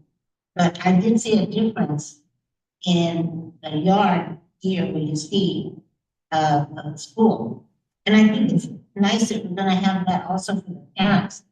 Where there's a lot of parents who don't drive, walk in, and it's also no something new for us, security of the school and the students, and also for the parents. So, I just want to say, you know, I see the money that, thanks to our voters, that voted for these bonds, you know, who were able to work on these issues that have been a problem for many years, and we didn't have the money. So now that we have it, I think it's good, to maybe, once we finish, as we finish, maybe make a presentation to the school that's being finished. And then go on to whatever, I know the next one's gonna be, I'm sure, middle school. That's another school, it's a lot of work on, and I know that you're beginning on slowly, but I know it's worth it. And our community needs it. So, I know it's not easy, and I know it's got a good feeling with the paper. Now we have this from Lolo, and I think we've waited a long time. So, thank you. Mrs. Lopez, if you don't mind, you actually remind me of two very important things about this, and there's never the perfect time, right, to bring this up, but given that we are reminding the community here, anyone who's listening, about how we're putting what they voted for to good use, I just wanted the board, the members of the community to know, we're not done at Willow. We just can't address everything at once because it's so intrusive. There are other aspects I want the board and community to know that we are addressing by way of safety. So for example, without getting into too much detail, there's the playground structures. We are aware the reason that you see tape around there is for safety. The parts are coming in. They were ordered way back last year. So those will be replaced. Asphalt, turf, lots of different things. By the time we're done, we're not sure, but hopefully by the end of the summer, we hope that the community, the kids are going to get a campus that they truly deserve. So please know, we are not done with just this project over at Willow. So, oh, and by the way, I forgot to say, yes, we do have plans to train the staff. We're just waiting to complete the punch list. I'm sorry, I forgot to say that. We always want to include staff. And if there's anyone here behind me who sat through one of those presentations can vouch for that, we always want to keep the staff in the loop on what we're doing. So with that, feel free to ask any questions. And so the next slide that you see here is, so now that we've given you a little taste of what we've completed, we also want to give you a little flavor or context, if you will, for what's in progress. We have a lot of irons in the fire, so to speak. With the board's permission, we're going to get into some detail with regard to several of these projects, particularly Bayer, Sims, and the CDC move to La Mirada. So please know that even if I just briefly speak to it for this slide, we are going to get into that detail here in just a few more slides. But with that said, I know that that's still up, that one went down, but if you see here, as an example, the interactive whiteboards, shade shelters, and that's something that we also are going to work on for all schools, by the way, not just two of our schools, but those are in progress, as you see here. And I'm sort of stalling, so members at home can also see this slide, but But can you quickly, when you say site? Mhm. Which one's that one? on this slide, yeah, is that the, so if you're asking about where is it on this slide, it's the very first one. Oh, no, I mean the site, The physical location. the physical location, yes. It's not the Lote Bandido, the place that's abandoned, that's the one we're talking That's it. about? Yeah. Oh, I didn't know there was, planning. Yep. Over there, okay. Yeah, and when we get to that, if it's okay with you, board member Peraza, is you will see visuals of what it is that we're planning to do there, and it'll also give you an idea as to what part of that lot we're going to be focusing on, if that'd be okay. And feel free to ask away once we get there. Okay. Absolutely. So as indicated, this slide, the purpose of this slide is to show you not only what we have in play right now, but also to give the members of the community members of the board here, full transparency as to where we are with regard to not just what we budgeted, which is that middle column, but also to the right of that, what our current expenditures are and what we've committed. So the expenditures are a subgroup of what we've committed. As you well know, when it comes to commitment and projects, it takes some time, sometimes, to get that process or the actual project paid for. But we just wanted to let you know, for example, the interactive whiteboards, we're working on that, shade shelters across all districts. And then I will speak to the first three here in more detail in a few more slides. And this one, we wanted to also, in full transparency, bring this to everyone's attention. This is a cost adjustment slide that we wanted to show everyone, particularly for the priorities. And so as you see in the column entitled estimated costs, that is essentially what was approved and budgeted for by the board back in 2023. And when you compare that to what the total measures were for T and U in blue there on top, you can see how that plays out. And then the middle column is cost change for many reasons. Either the scope changed because we found something. The thing about construction is you never know what you're going to find once you break through the ground or wall. You just never know. So there are some cost adjustments in that regard, but then there's also inflation, truth be told.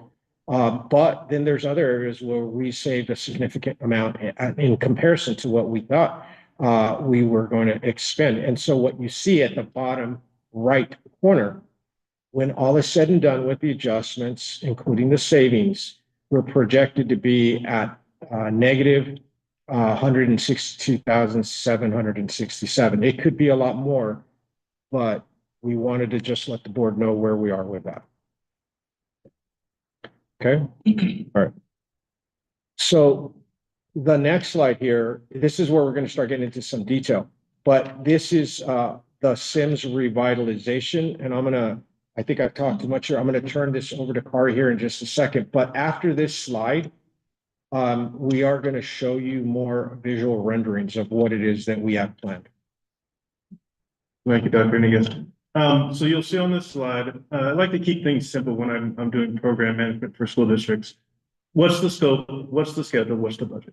And so that's what you'll see throughout these slides. It's just simply scope, schedule, budget. We like to highlight when there's been a change from the last board meeting. Fortunately, on this project, there aren't any changes from the last board meeting. We are still doing the same amount of scope of work. We're still on schedule, and we're still at the budget that we see there.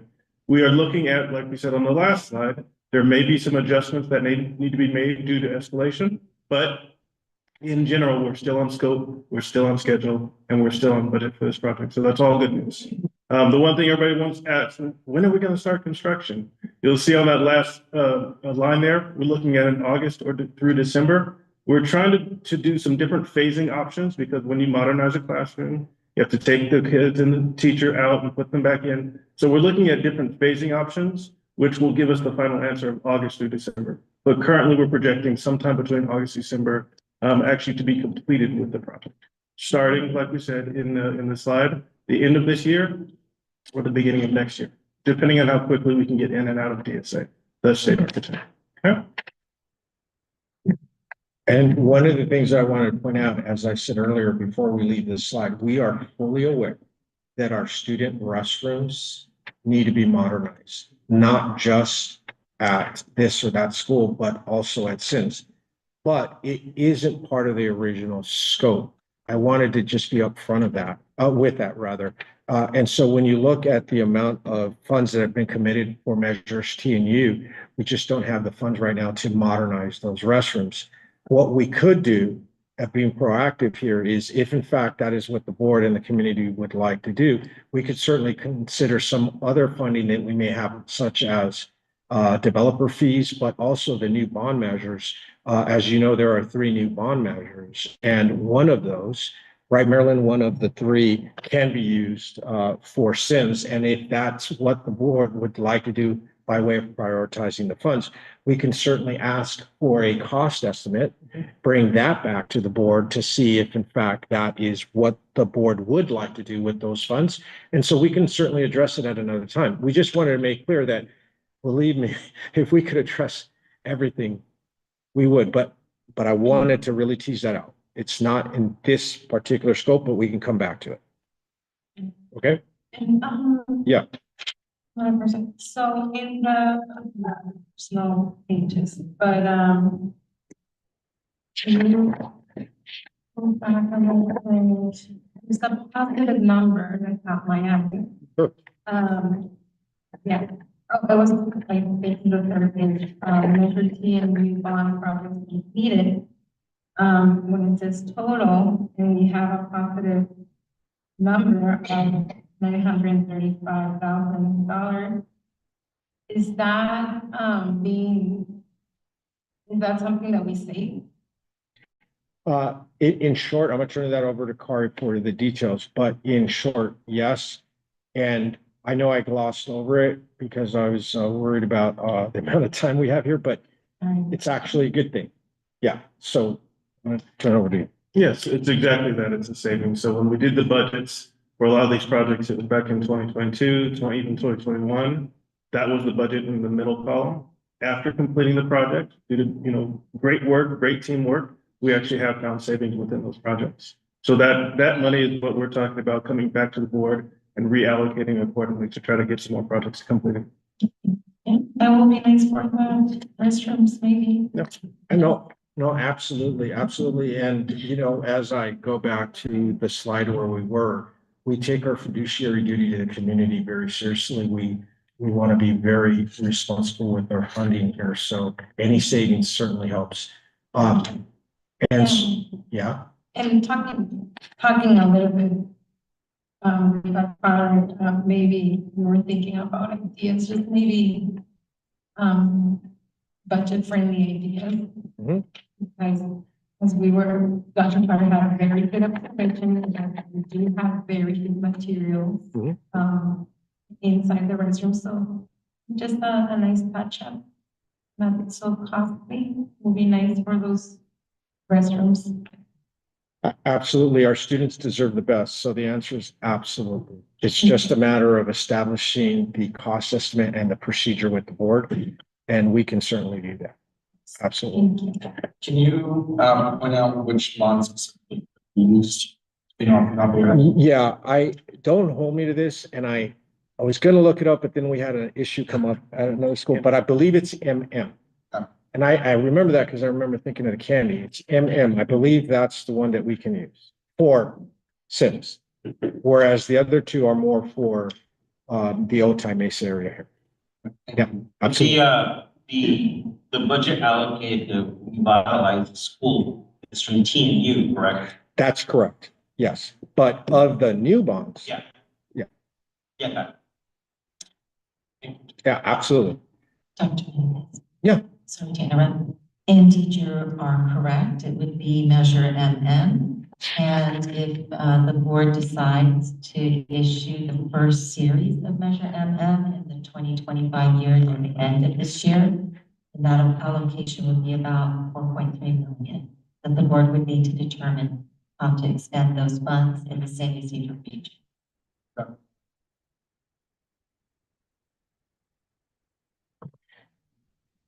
And with that, again, feel free to stop us and ask away. But with that, what you see here is, once again, we really would like to get a little bit more information to the new board members. I just want to make sure it's working. Yeah, it's working.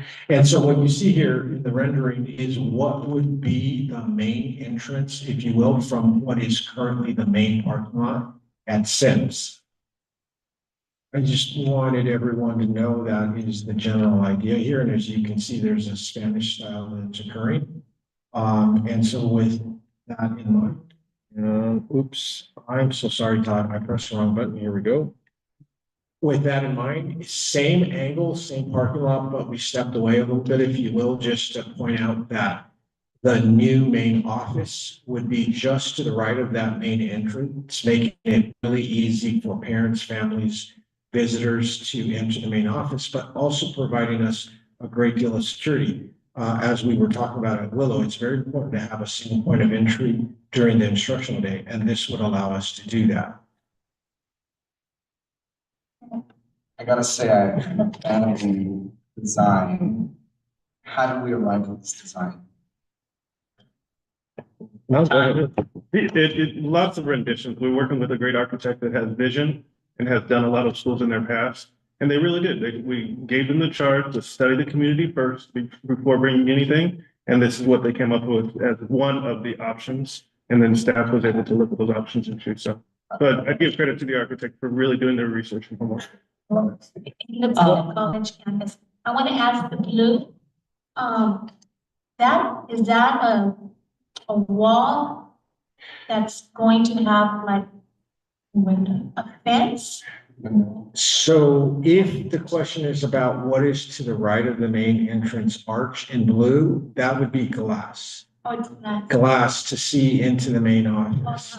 The main office. Yes, absolutely. Treadable, sturdy glass, whatever they call that, unbreakable. Yeah, absolutely, as much as our budget would allow for obvious reasons. But if I may, going back to inspiration, I know she's too modest to say it, but you know, Dr. Potter also has been pushing for this design as well. So if that is what you're asking, and it just dovetailed with what Kari was saying with regard to our architects and having some experience in this regard. So It was the historical book of San Ysidro. Have you ever read the San Ysidro history book? And so I asked the architects to go back and look at all of the historical buildings in San Ysidro, original San Ysidro, and they landed on the original library. So if you really look at the arches and the tiles on the roof, they're a perfect match to the original San Ysidro library. That's where the inspiration is. Love it, it's amazing idea, it really represents. Yeah, I was gonna ask about if that was tile or like mosaic, I think it's called, mosaic. So it's tile, right? It will be tile. Okay. And yeah, me too. I love vintage designs, of course, and Spanish, because I think it also represents California in a way. So I love it. And it reminds me of USD as well. And if I can add something, I'm taking advantage that we're in the design process right now. If there's a way to make those, roof structures, in a way that provides shade to parents when they're outside waiting or something, or even for students. I think that's very important to have a little bit of shade. If the structure, and the budget also, let us do this. And if it's a budget, kind of issue, and reduce a number of arcs by making them maybe a little bit bigger, or less arcs. That, the corner, which I think it will be the cafeteria, that it's out. So this line, yeah. So that would be, I think the next slide or maybe two slides. So if you don't mind, remember, Peraza, I'm going to go forward to that one. I think you're pointing to, is it this one? The next one, I think. Yes. Yes. So that corner with the arch, with no support on the corner. I know you guys are the expert, but it makes me nervous. So if you think it's safe, I trust you. But I don't know if that also creates a little bit more. It's funny because there will be no material on that corner, but I don't know if that actually, gets a little bit more in the cost instead of reducing the cost. So, well, anything that can provide a shade, I will love it. And, outside, of course. And, well, and if possible, inside too. And one last thing, I don't know if that's, again, with colors. I don't know if the color is like a standard color that we have for all of this. This is just a color we chose for some reason. But, if I can add another recommendation, maybe just a, lighter, lighter color will be nice. Like one Spanish with one West, so like a bone kind of color, like between white with a little hint of yellow. I think that will even elevate the look and the value, give more of the Spanish feeling. And that's it. Other than that, I love it. Okay, absolutely, and that is the purpose of these workshops. So we did take notes about that, really appreciate it. And I did want to point out one thing with regard to the shade, because we actually met with the state today for this project, DSA. And I just want to point out that some of the shade that we are planning for this area, as you can see with the green, would be trees, because there is a push for more trees and greenery for kids. But we do hear you loud and clear. And you will see as I get through the other slides that we have definitely been focusing on providing shade throughout as we go through the school. So duly noted. But what I'm going to do now here visually, if you look to the right, I'm going out to the street. So that tower that you see on the right, that is the street view where the parents come in, and that's going to be the next slide. So now we are entering the school, or actually, if you look here, we're standing across the street at the district parking lot. And the reason I want to show you this is because not only is this going to be a community, what's the term I'm looking for? Beacon for the community. As you can see, it's pretty tall and it's going to have a lot of nice features, including a bell there. But I also wanted to orient the board because what I'm going to do next is I'm going to go to the right. So if you were to enter into the school and then make a right into the parking lot that we're not truly using daily, that will be the next slide. But it's from above. And the reason that we want to show you this is because we want to maximize this parking lot for many different reasons, including parent drop-offs, bus pickups. But one of the things that you'll notice is there's a little gap in between the buildings because one of the buildings that we currently have will be demolished in order to make room for that. Why? Because we are now going to zero in on that new student entrance coming in from the street. And so once again, just if you look to the right there, there's a little gap between the buildings, and this is a close-up of that. On the left, I wanted to show you a close-up of that, and then if we blow it up on the right, you will see what it may look like for kids as they come in through a new grand entrance, making their way to what is currently the main office. Feel free to stop me or interrupt me. And so now when you walk into this new grand entrance, if we have a drone from up above, you will see what it looks like on the left. Down below would be the street and that new drop-off area. And in between those two buildings, you'll see that's the new grand entrance. There's going to be quite a bit of shade, quite a bit of seating areas for our kids. And then if you work your way up closer to where the current main office is, that is now going to be the new Community Innovation Center, which is going to be an open space concept. And the current rendering for that is on the right. The idea being that it's going to be open and it's going to flow nicely with what's going on outside. And we're going to talk to that in just a little bit, but it will have a grand opening where you're going to have a large door there you see in blue.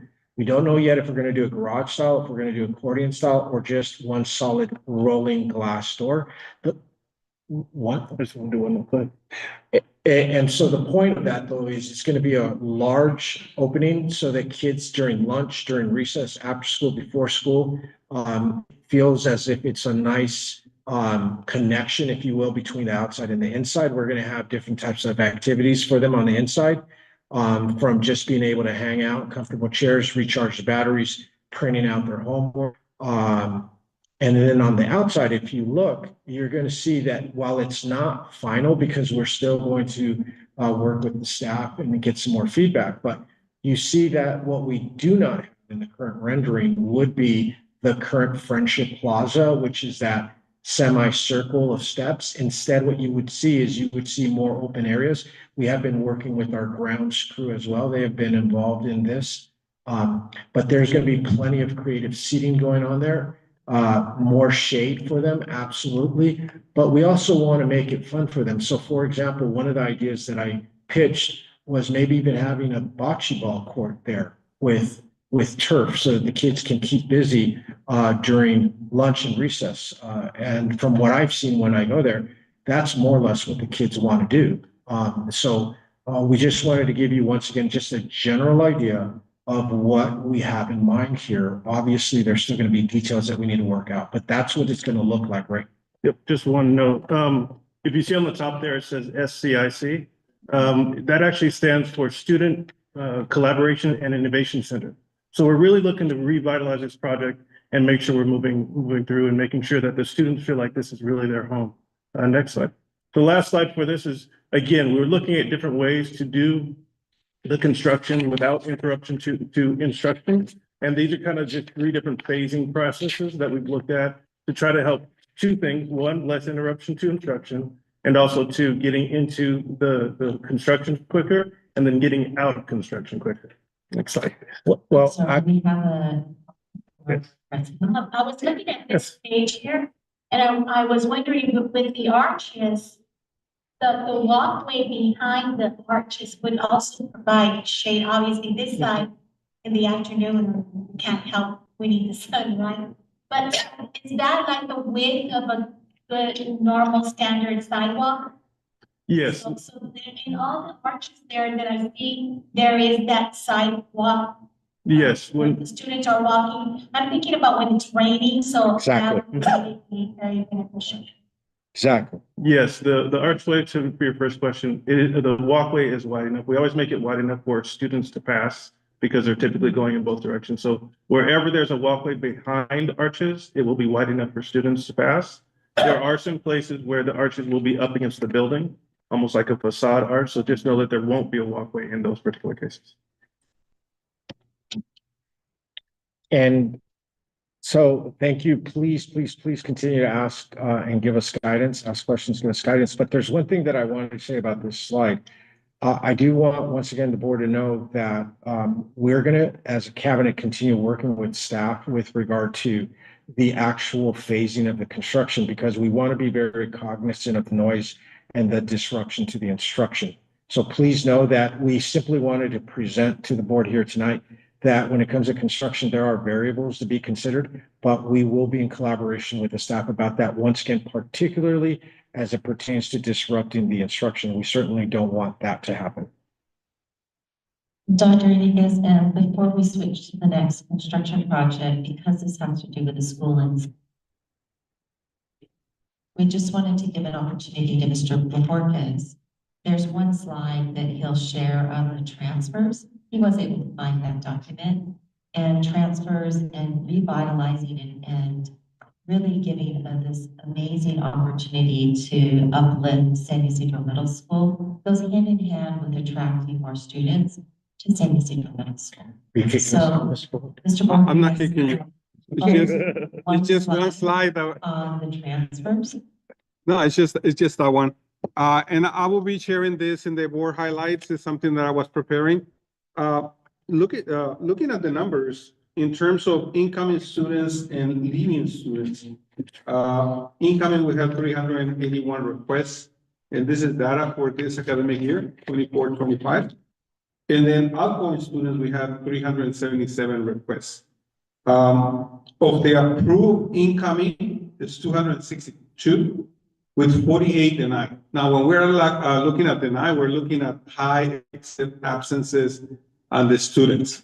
For the most part, that was the reason for the now. We're talking about 30, 40, 50 absences as the students were trying, their families were trying to enroll them in the district. So that was one of the main reasons for the denial. And then we have 55 waiting, mainly for Ocean Beach Hills and BDN. As you know, we're very impacted on both of those sites. So if we look into, in terms of the difference of students, we're talking about a difference of 44 students. In terms of students outgoing, we received 377 requests, of which 361 were approved. And the most common one was the renewal. So students that were already outside the district and they're going from one year to another. With siblings in the desired district, being already in that district, and that's why the parents wanted to keep them in the same district.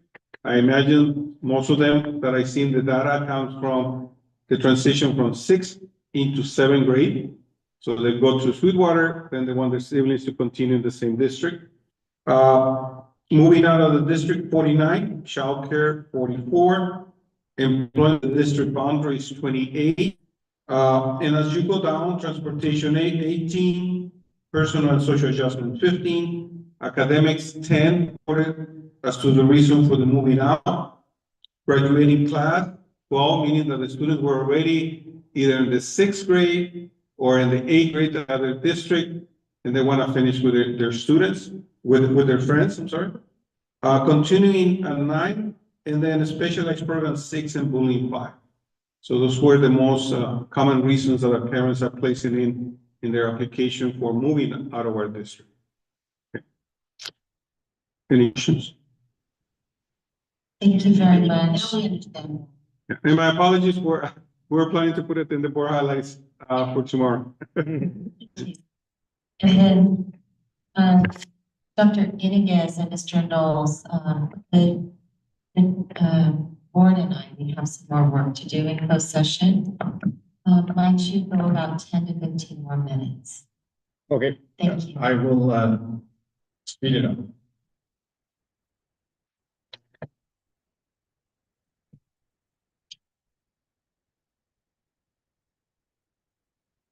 So the next project is the Community Resource Center on the Byard side. So this is the site where we're saying is empty currently. And we're planning to put a community research center there, including some educational aspects to it, as well as some health services for the community. So we really want to highlight this building as being new and innovative and supportive for the community. Again, as far as scope, schedule, budget is concerned, not too many changes except for the scope of work, which has more medical aspects to it, again, in resources to try to help the community.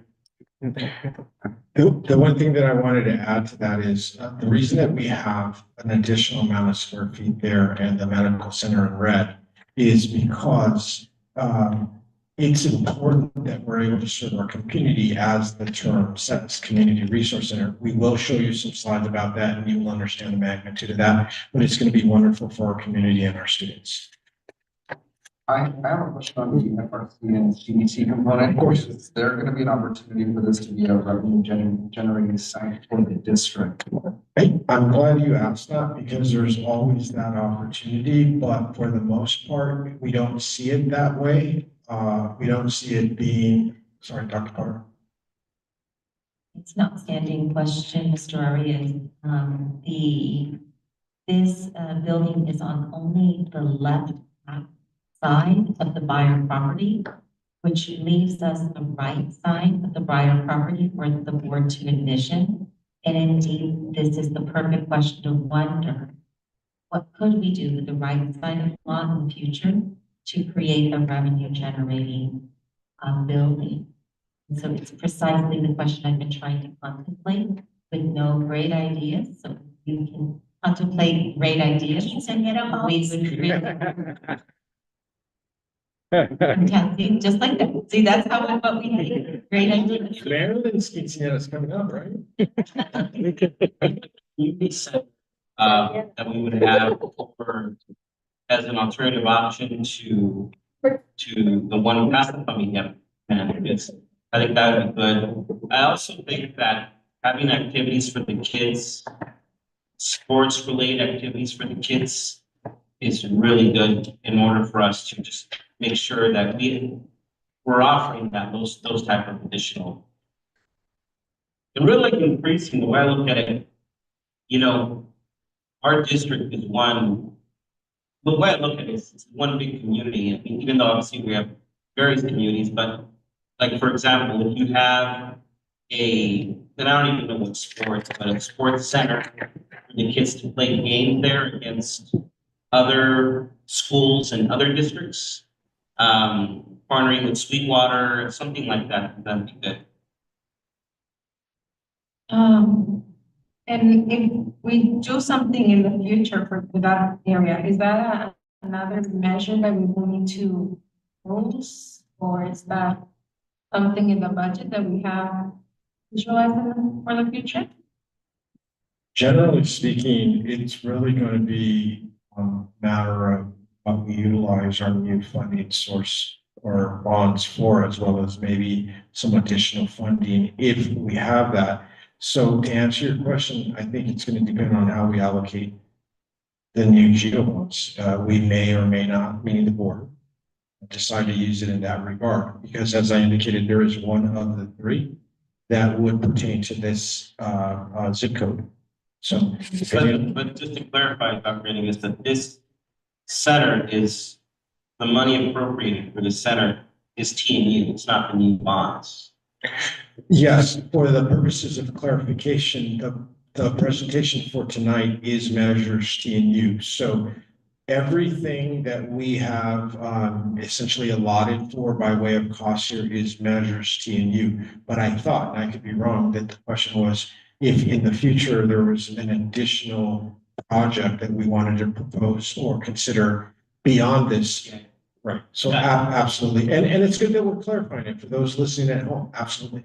So once you use a bond, let's say for a project like this, then it's absolutely fine to come back with further bond monies and go to that site and add on. Yeah. So that nobody can say, oh, you already did what you planned down, now you need to move to another location to move some funds.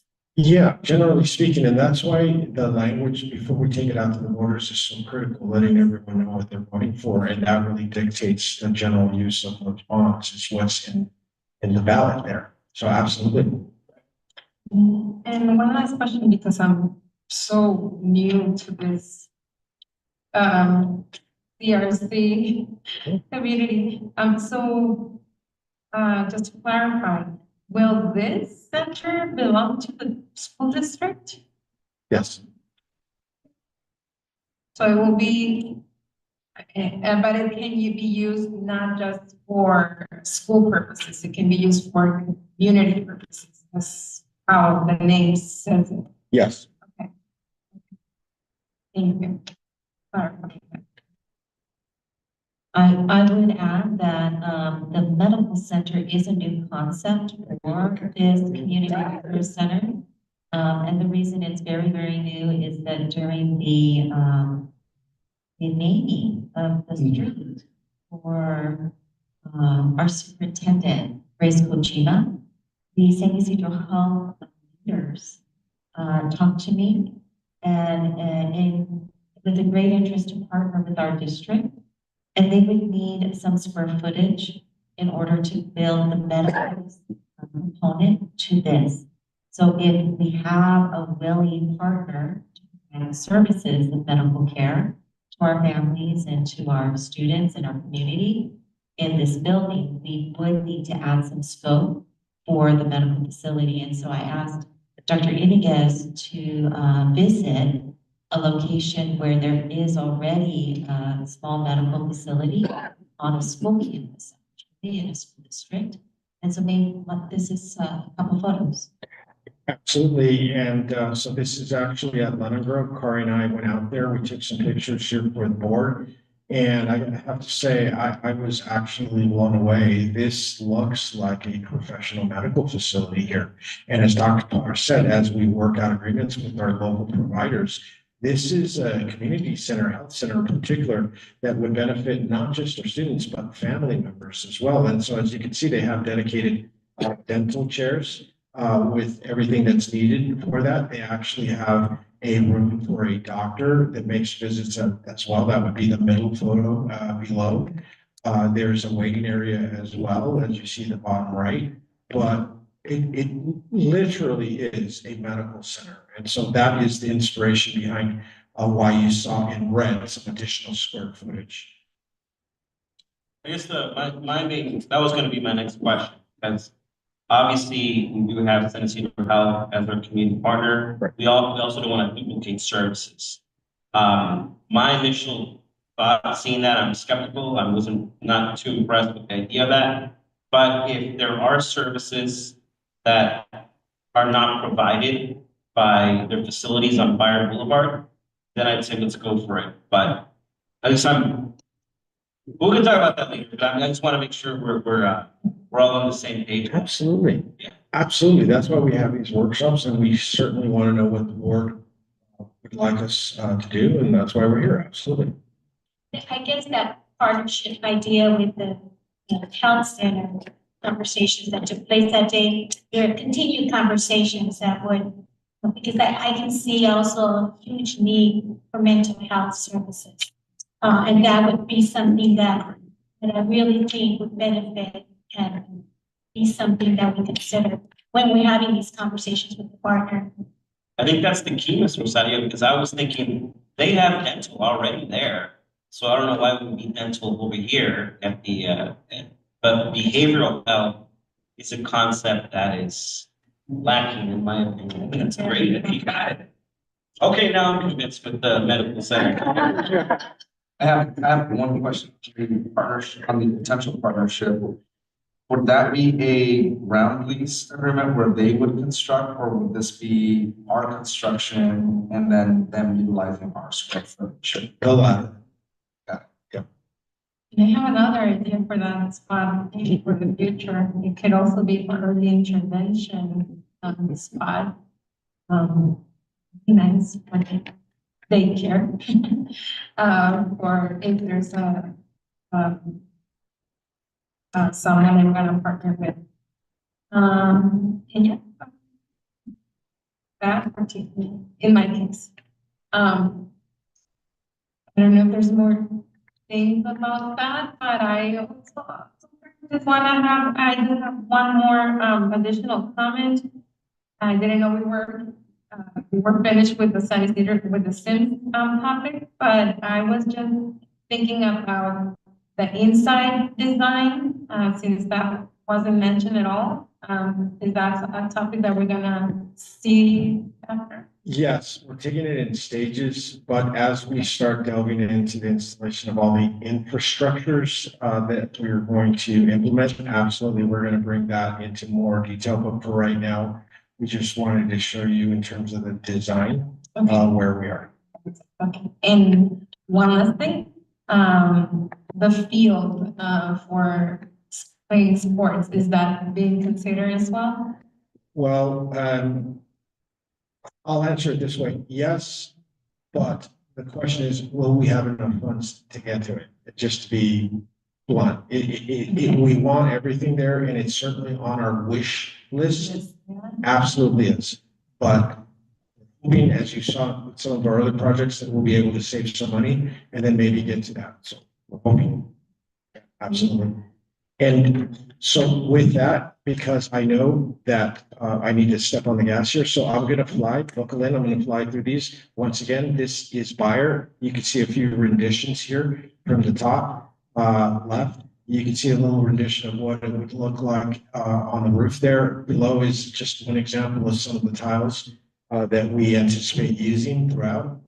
Just one, there are others. The next slide shows you another view, but from the ground level. And this one does the same, but right now we're standing over on the street side looking that way. As you can see, the arches are happening here as well. And, Oh, can you just add the steeple if you have enough money, so when it's between the middle? right? Absolutely, that's a good idea. And press the wrong button again, I'm so sorry. So this here is a rendition, a very simple rendition of what the general purpose room or the boardroom would look like at the top. And as you see, it has a grand opening out into the courtyard, which is below. Please know that we're not planning to use double pillars or ivy for rodents, but the idea here is that it gives you a nice idea as to how that large room is going to flow out into this courtyard there. And we showed you that one already. And so now we're going to talk to you just a little bit about the build timeline for that. You can kind of see on the timeline that's on here, the planning process, we have gone through that and completely finished that portion. The design process, we're still working on. We actually are meeting with DSA in preliminary. DSA is the state architect that oversees all construction projects. We have to get approval. So we spoke with DSA about the Sims project today. We've also spoken about this project. So the point being, we're about to turn the plans into DSA. So we're pretty far along in the design. Not to say that we won't look at some of the comments that were brought, but we are pretty far in the design and about to get into the DSA. So some of the things we will be able to address, some of them we may not, but we will look at all of them accordingly. Looking to get into DSA, actually, we're trying to push a little faster. We've talked about getting into DSA in April for some of these projects. So the good news is we were really trying to push as fast as we can to get these projects back to you. So DSA says July, hopefully it's sooner than that. And like we said in the previous slides, bidding and construction in the early of 2026, and then finishing by mid to late 2026.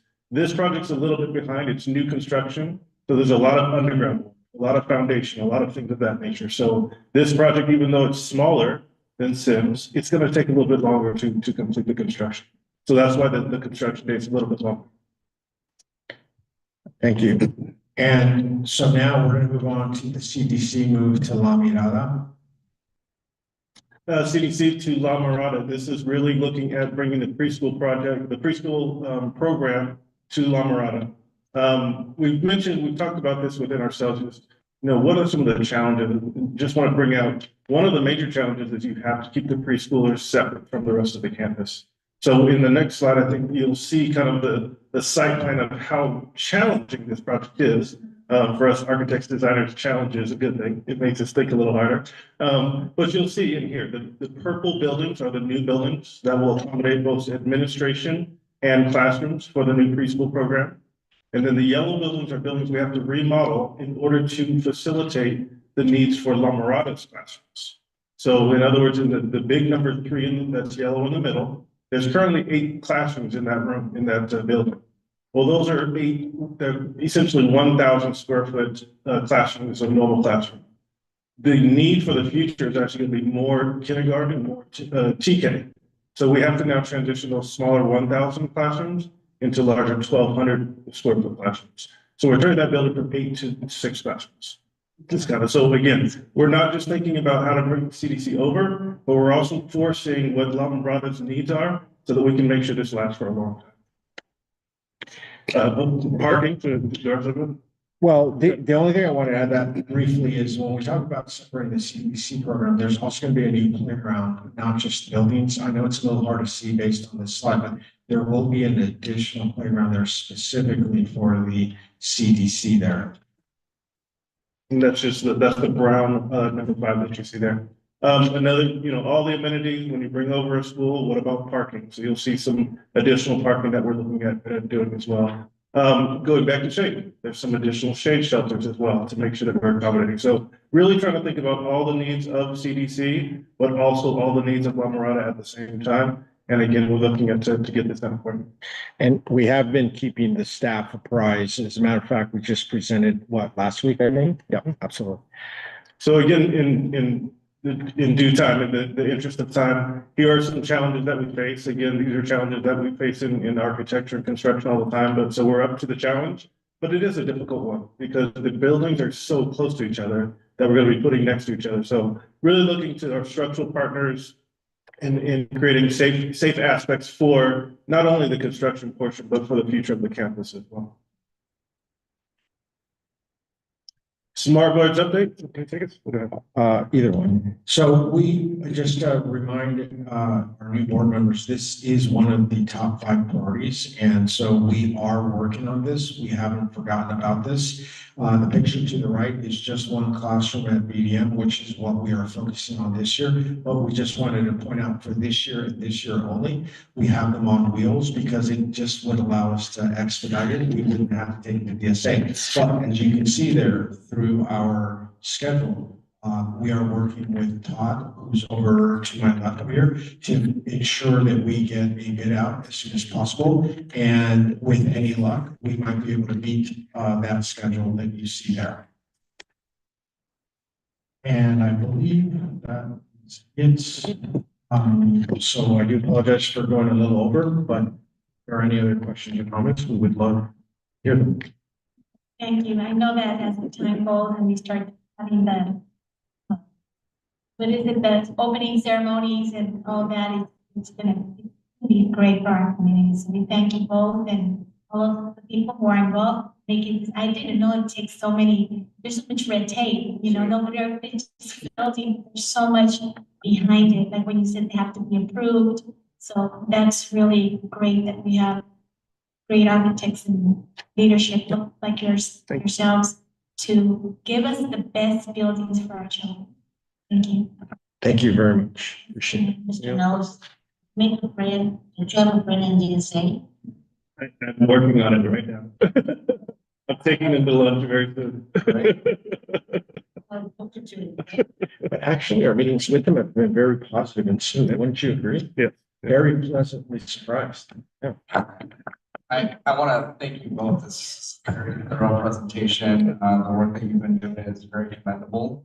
And so as somebody who's new and it's the first time I've seen this, it's really impressive. And it's definitely top notch. It's exactly where our kids deserve. So Absolutely. Thank you. And also, before I say thank you, I just want to make one observation that maybe we can discuss later, but just so we can have it on mind. So during these constructions, because regarding special education kids are, a lot of kids are very sensitive to noise. So I just hope we can have a great plan for this particular topic. And if I can recommend an idea, I think maybe if we this qualified special education teacher that we have, maybe we can bring her on board. For ideas of what she thinks it will work best during construction. And so we can avoid our students to be overwhelmed with these noises. Absolutely. And among the options are noise canceling headphones, but absolutely, as indicated, for anyone listening at home, we are going to continuously meet with, plan with the principal, the staff to ensure that disruption is not interrupted, and that would include what you just pointed out. So thank you. Thank you. And thank you so much. I'm also very impressed with all the renderings. And I know it's not a very easy job to do this. So thank you. I appreciate it very much. No, thank you. I just wanted to say thank you again. And what did you say? No, I was just gonna say. And I just want to thank all the audience. You have stayed here with us all this time. I want to say it's a little bit a week after, so but I want to say happy birthday to Natasha. I know it was your birthday not too long ago, so happy birthday, beautiful. And I especially want to thank when we're talking about security, our schools our live security. I want to thank you very much, both of you, Mr. Williams and Mr. Benvedia. You're very important to our community and our school. And I think I said it before at the last meeting. I feel very safe when I see both of you there. So I thank you very much. Our principal, thank you for hosting us. Thank you. This is a very comfortable space and we're really grateful. And I know our union presidents, but I think they had to go, and our vice president, Ms. Viramonte, and our community leaders, everybody who's sitting here, and the people that make all this work in our tech. Our board, much in Dr. Potter, and me and technology, you all rock. So have a good evening. Now. You have to go back. Gotcha. Yes. So I'd like to make a motion for us to recess back. LD 41.